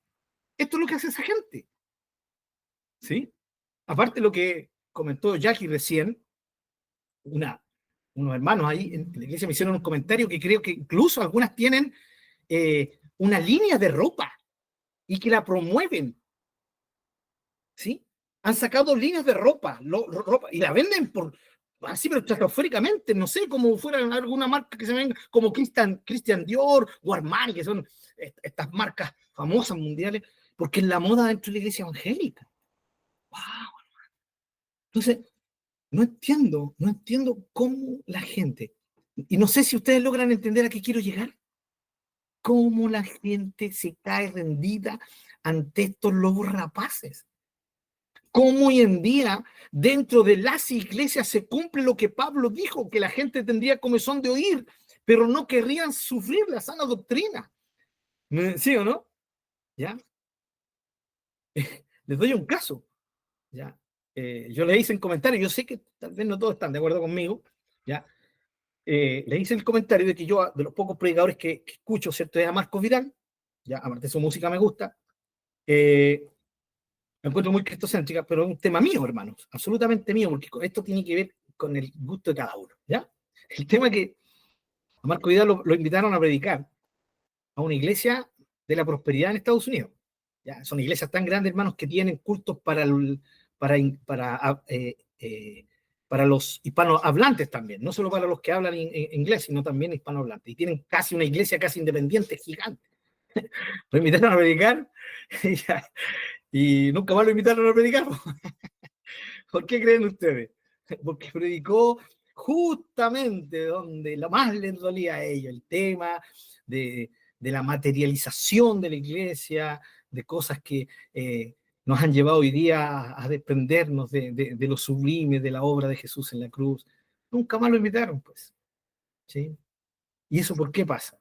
Porque no es lo que a la gente le gusta oír hoy día. Pero estamos viendo qué es lo que la Biblia dice, hermanos. La única forma de ceder a estos lobos rapaces, de ceder a estos predicadores falsos, hermanos, es que nos desprendamos de la palabra de Dios. Si nos independizamos de la palabra del Señor, cualquier persona va a venir y nos va a meter los dedos en la boca y nos va a hacer alejarnos de la verdad de Dios. ¿Sí? Por lo tanto, la idea, mis queridos hermanos, es que entendamos que hay que ser cuidadosos con esto, porque esto puede destruir nuestra adoración, hermanos. Sí. Una falsa enseñanza puede destruir nuestra adoración. Sigamos con Filipenses. Perdonen que me he extendido un poquito en este paréntesis, ¿cierto? De lo que Pablo dice. Los unos anuncian a Cristo por contención, no sinceramente. ¿Ya? Versículo 17, pero los otros por amor predican, sabiendo que estoy puesto para la defensa del Evangelio. Versículo 18, ¿qué pues? Que no obstante, de todas maneras, o por pretexto o por verdad, Cristo se ha anunciado. Miren lo cristocéntrico que era este hombre. Cristo se ha anunciado, y en esto me gozo y me gozaré aún más. Estoy preso, algunos predican para que mis prisiones sean más fuertes, para pagar más todavía, pero no me importa. No me importa porque Cristo se ha anunciado. Versículo 19, porque sé que por su oración y la suministración del Espíritu de Jesucristo, esto resultará en mi liberación. Conforme a mi anhelo y esperanza de que nada seré avergonzado, antes bien con toda confianza, como siempre, ahora también será magnificado Cristo. Miren qué lindo, cómo este hombre giraba en torno a Jesús. Ya, como siempre, ahora también será magnificado Cristo. La idea, el fin de Pablo es que el nombre de Cristo, que Jesús fuera magnificado. ¿Ya? Y ahora, en mi cuerpo, o sea, por mis sufrimientos, o por vida o por muerte. No me interesa. Si es por vida, bien, Cristo es magnificado. Si es por muerte, Cristo será magnificado. Y aquí viene en el contexto. Aquí está el contexto de este famoso versículo. Porque para mí el vivir es Cristo y el morir es ganancia. Morir es Cristo. Perdón, el vivir es Cristo, ¿ya? O sea, mi vida es Cristo. Eso es lo que vimos en Romanos. Porque de él, Pablo vivía bajo esta premisa. Porque de él, por él y para él son todas las cosas. Dicho de otra manera, subjetivamente, porque de él, por él y para él soy yo. ¿Sí? Romanos 12:1. ¿Sí? Vivo mi vida como un sacrificio vivo, santo y agradable para el Señor, que es mi culto racional. ¿Sí? Capítulo 12, versículo 2 de Romanos, que lo vimos. Vivo de tal manera que Dios ha ido transformando mi mente para que yo pueda comprender y enfocarme en cuál es la voluntad de Dios, porque eso es lo supremo para mí, la voluntad de Dios, hacer lo que Dios quiere. Eso significa, estas palabras, para mí el vivir es Cristo. Y el morir es ganancia. ¿Por qué? Porque, por lo que va a decir más adelante, versículo 22. Pero si el vivir en la carne resulta para mí en beneficio de la obra, no sé entonces qué escoger. Porque de ambas cosas estoy puesto en estrecho, teniendo deseo de partir y estar con Cristo. Amén. Dice, lo cual es muchísimo mejor. O sea, que yo me vaya. Y este es el caso, ¿cierto? Maravilloso que ocurrió con la mamita de nuestro hermano Leo, y ha ocurrido con tantos cristianos a través de los siglos, y esperamos que pase con cada uno de nosotros si el Señor no viene antes y tenemos que partir de esta tierra, ¿no?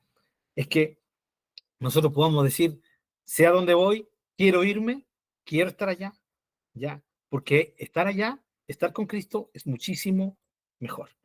Versículo 24, pero quedar en la carne es más necesario por causa de ustedes. Aquí está Pablo con su corazón pastoral, ¿no? Amoroso, amaba a los hermanos.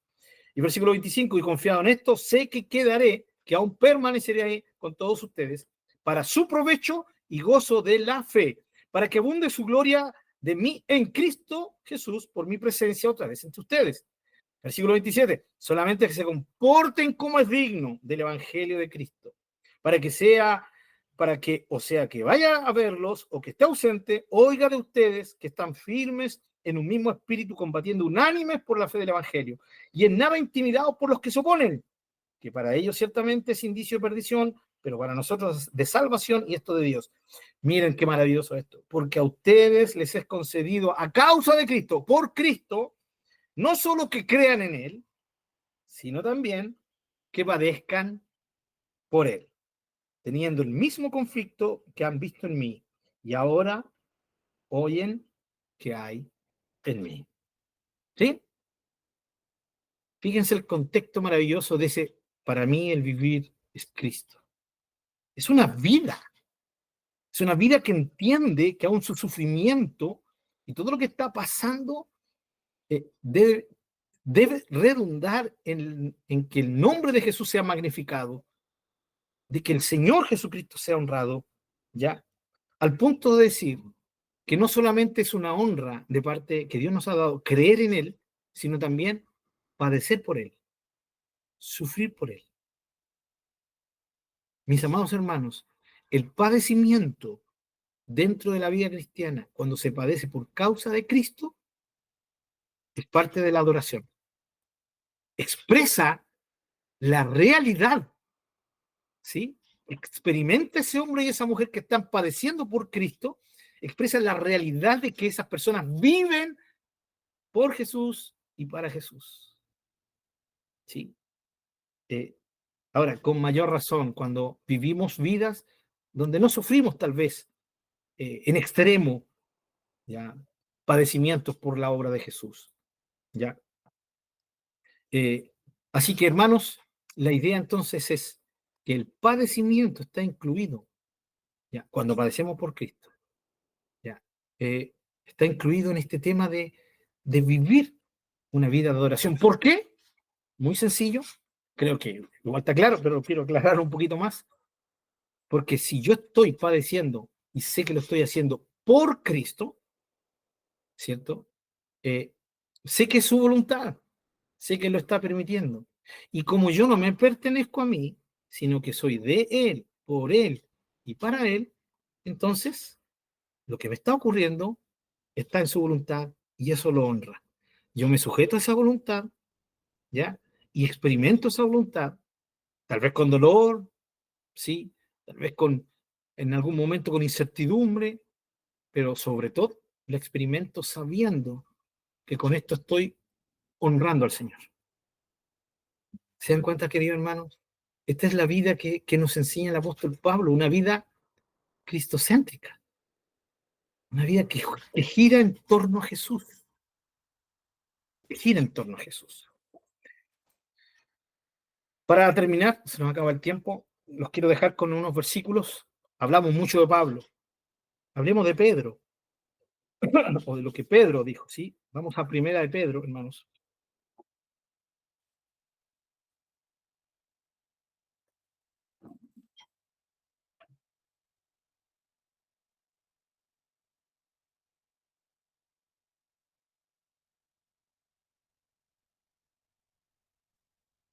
Primera de Pedro, capítulo 1.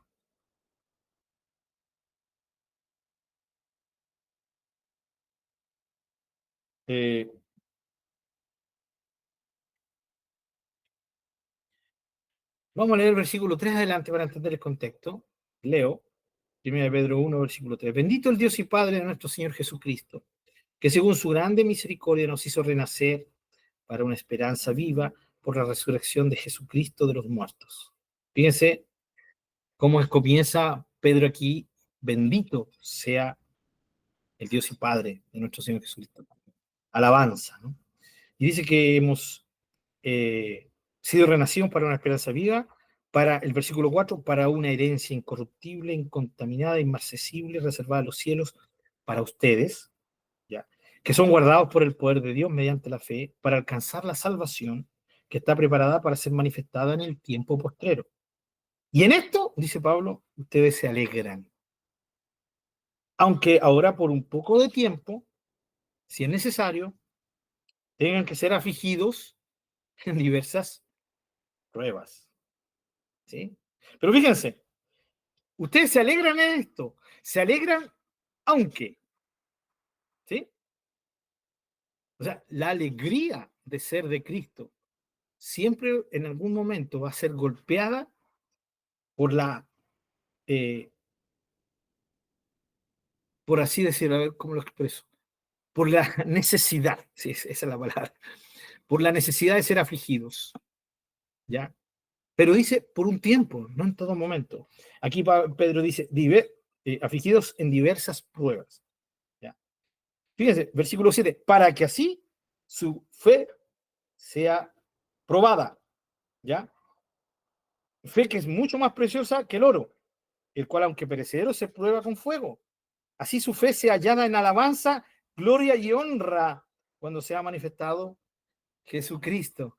Miren, ¿cuál es la idea de Pedro? Dice, la fe, cuando venga Jesucristo, ¿ya? Nuestra fe, ¿sí? Es como que va a explotar, permítame esa imagen, en alabanza, en gloria y honra, ¿sí? No de nuestra fe, sino del Señor Jesucristo, que es el objeto de nuestra fe. Y justamente lo que dice el versículo 8, miren qué lindo. A quien ustedes aman sin haberlo visto. En quien creyendo, aunque ahora no lo vean, se alegran con gozo inefable y glorioso. ¿Sí? Y glorioso. Gozo inefable y glorioso. Pedro usa palabras bien fuertes, hermanos. Está hablando de un gozo inefable y glorioso. Hermano Pedro está expresándole esto a hermanos, a cristianos. ¿Sí? A cristianos que lo más probable es que hayan estado o hayan experimentado o estaban experimentando diversas pruebas. Pero es tremendamente maravilloso esto. Miren, el fin de todas nuestras pruebas es que nuestra fe madure. ¿Sí? Ahora, miren, la idea de la fe, según el contexto, es que la fe, al final, cuando venga el Señor Jesucristo, manifieste honra, gloria y alabanza. ¿A quién? Vuelvo a decirlo, al que es el objeto de nuestra fe, no a nuestra fe. No es que allá nos van a aplaudir nuestra fe, aunque obviamente el Señor nos va a decir, lo poco fuiste fiel, lo mucho te pondré, pasa el gozo de tu Señor, gloria a Dios por eso. Pero nuestra fe allá es como, va a ser como la ofrenda a nuestra fe, hermanos queridos. Y entre más madura está nuestra fe, no solamente nos permite soportar las pruebas aquí, sino seguir adelante, sino cuando lleguemos allá y estemos delante de nuestro Señor Jesucristo, nuestra fe, ¿sí? Será para honra de Jesús. Jesús será honrado por esa fe que fue golpeada, pero que fue igual que el oro, que fue pulida, y ahora por la fe estoy aquí, Señor, por mi fe en ti. Mi fe en ti es la que me dio fuerza, es la que me permitió resistir las pruebas, el fuego, y aquí estoy delante de ti. Y recuerden, vamos a tener que decir, no lo merezco, pero estoy aquí. Y estoy por ti. Tú eres la razón de que esté aquí. ¿Sí? Y esa fe va a honrar a Jesús cuando estemos delante de él. Lo va a magnificar si usamos la palabra del apóstol Pablo. Las vidas de estos hombres eran vidas cristocéntricas, que todo lo que experimentaban y le enseñaban al resto que lo entendieran así, era que todo tenía que ser enfocado en Jesús, el Señor, a quien aman sin haberle visto, a quien aman, el amado. Versículo 9. Obteniendo el fin de vuestra fe, ¿ya? O el objetivo de su fe, que es la salvación de sus almas, ¿ya? Los profetas, miren, que profetizaron de la gracia destinada a ustedes, inquirieron y diligentemente indagaron acerca de esta salvación. Pedro está hablando de la salvación, pero recuerden que Pedro ha hablado de la esperanza viva por la resurrección de Jesucristo, herencia incorruptible, todo ganado por Jesucristo, es lo mismo que Pablo, ¿ya? Versículo 11, escudriñando qué persona y qué tiempo indicaba el Espíritu de Cristo que estaba en ellos, el cual anunciaba de antemano los sufrimientos de Cristo y las glorias que vendrían tras ellos. A esto se les reveló que no para sí mismos, sino para nosotros, administraban las cosas que ahora nos son anunciadas por los que nos han predicado el Evangelio por el Espíritu Santo enviado del cielo, cosas en las cuales anhelan mirar los ángeles, ¿ya? Los ángeles. Quiero que nos saltemos, no tenemos el tiempo para leerlo todo, si ustedes lo pueden leer en sus casitas, ¿ya? Versículo 16, miren el contexto. Este es el contexto. Porque Cristo está, sean santos porque yo soy santo. Y si invocan por Padre aquel que sin acepción de personas juzga según la obra de cada uno, condúzcanse entonces en temor todo el tiempo de su peregrinación. sabiendo que fueron rescatados de su vana manera de vivir, la cual recibieron de sus padres, no con cosas corruptibles, con oro o plata. Y con esto terminamos, mis queridos hermanos. Sino con la sangre preciosa, preciosa. Si usted quiere ver eso como hermosa, correcto, pero la idea es preciada. Es una sangre que tiene un precio, ¿ya? Y ese precio es inefable. Por eso Pedro, ¿cierto? Vuelca su corazón para decirnos, sino con la preciosa sangre de Cristo como de un cordero sin mancha y sin contaminación. Y no solamente nos habla de eso, de algo que ocurrió en un día, en una hora específica, cronológica, sino que Pedro profundiza esto y ¿a dónde nos lleva? Nos lleva a la eternidad. ¡Qué tremendo! Versículo 20, ¿sí? El cordero sin mancha y sin contaminación que ya estaba destinado, ¿desde cuándo? Desde antes de la fundación del mundo, pero manifestado en los postreros tiempos por amor de ustedes. Y en ese ustedes, en ese vosotros, estás tú, mi amado y querido hermano, estás tú, mi amada y querida hermana, está tu hermano Pablo, ahí, en ese grupo. Termino con esto, hermanos. Miren, Pedro está diciendo, la obra de salvación por ti, ¿sí? Tiene un precio inefable, ¿sí? Es la preciosa, la preciada sangre de nuestro Señor Jesucristo. Pero Pedro no solo dice eso, dice que eso ocurrió. Él fue testigo, él vio cómo murió. Yo lo vi en ese instante, en ese minuto, en ese día, en ese mes, en ese año, en que de la boca del Señor, tal vez Pedro de lejos, ¿sí? Pero luego el Espíritu Santo le revela que salen esas palabras magníficas, maravillosas, gloriosas de los labios de Jesús, que nos dice, consumado es. En esas palabras está la conclusión de la obra de Jesús en nuestra salvación. Y luego Él expira. Está todo listo, no hay nada más que hacer. Pero miren que Pedro nos dice algo tan glorioso. Nos dice que esto estaba destinado desde antes de la fundación del mundo. O sea, antes de que todo fuera creado. Eso significa antes del tiempo cronológico. Esto significa en la eternidad. Hermano, ándate con estas palabras, bueno, con todo el estudio a tu cama, pero centrado en esto maravilloso, en ese plan, antes de que todo fuera, en medio de la intimidad del Dios supremo, del ser supremo y triuno, se gestó tu salvación y la mía.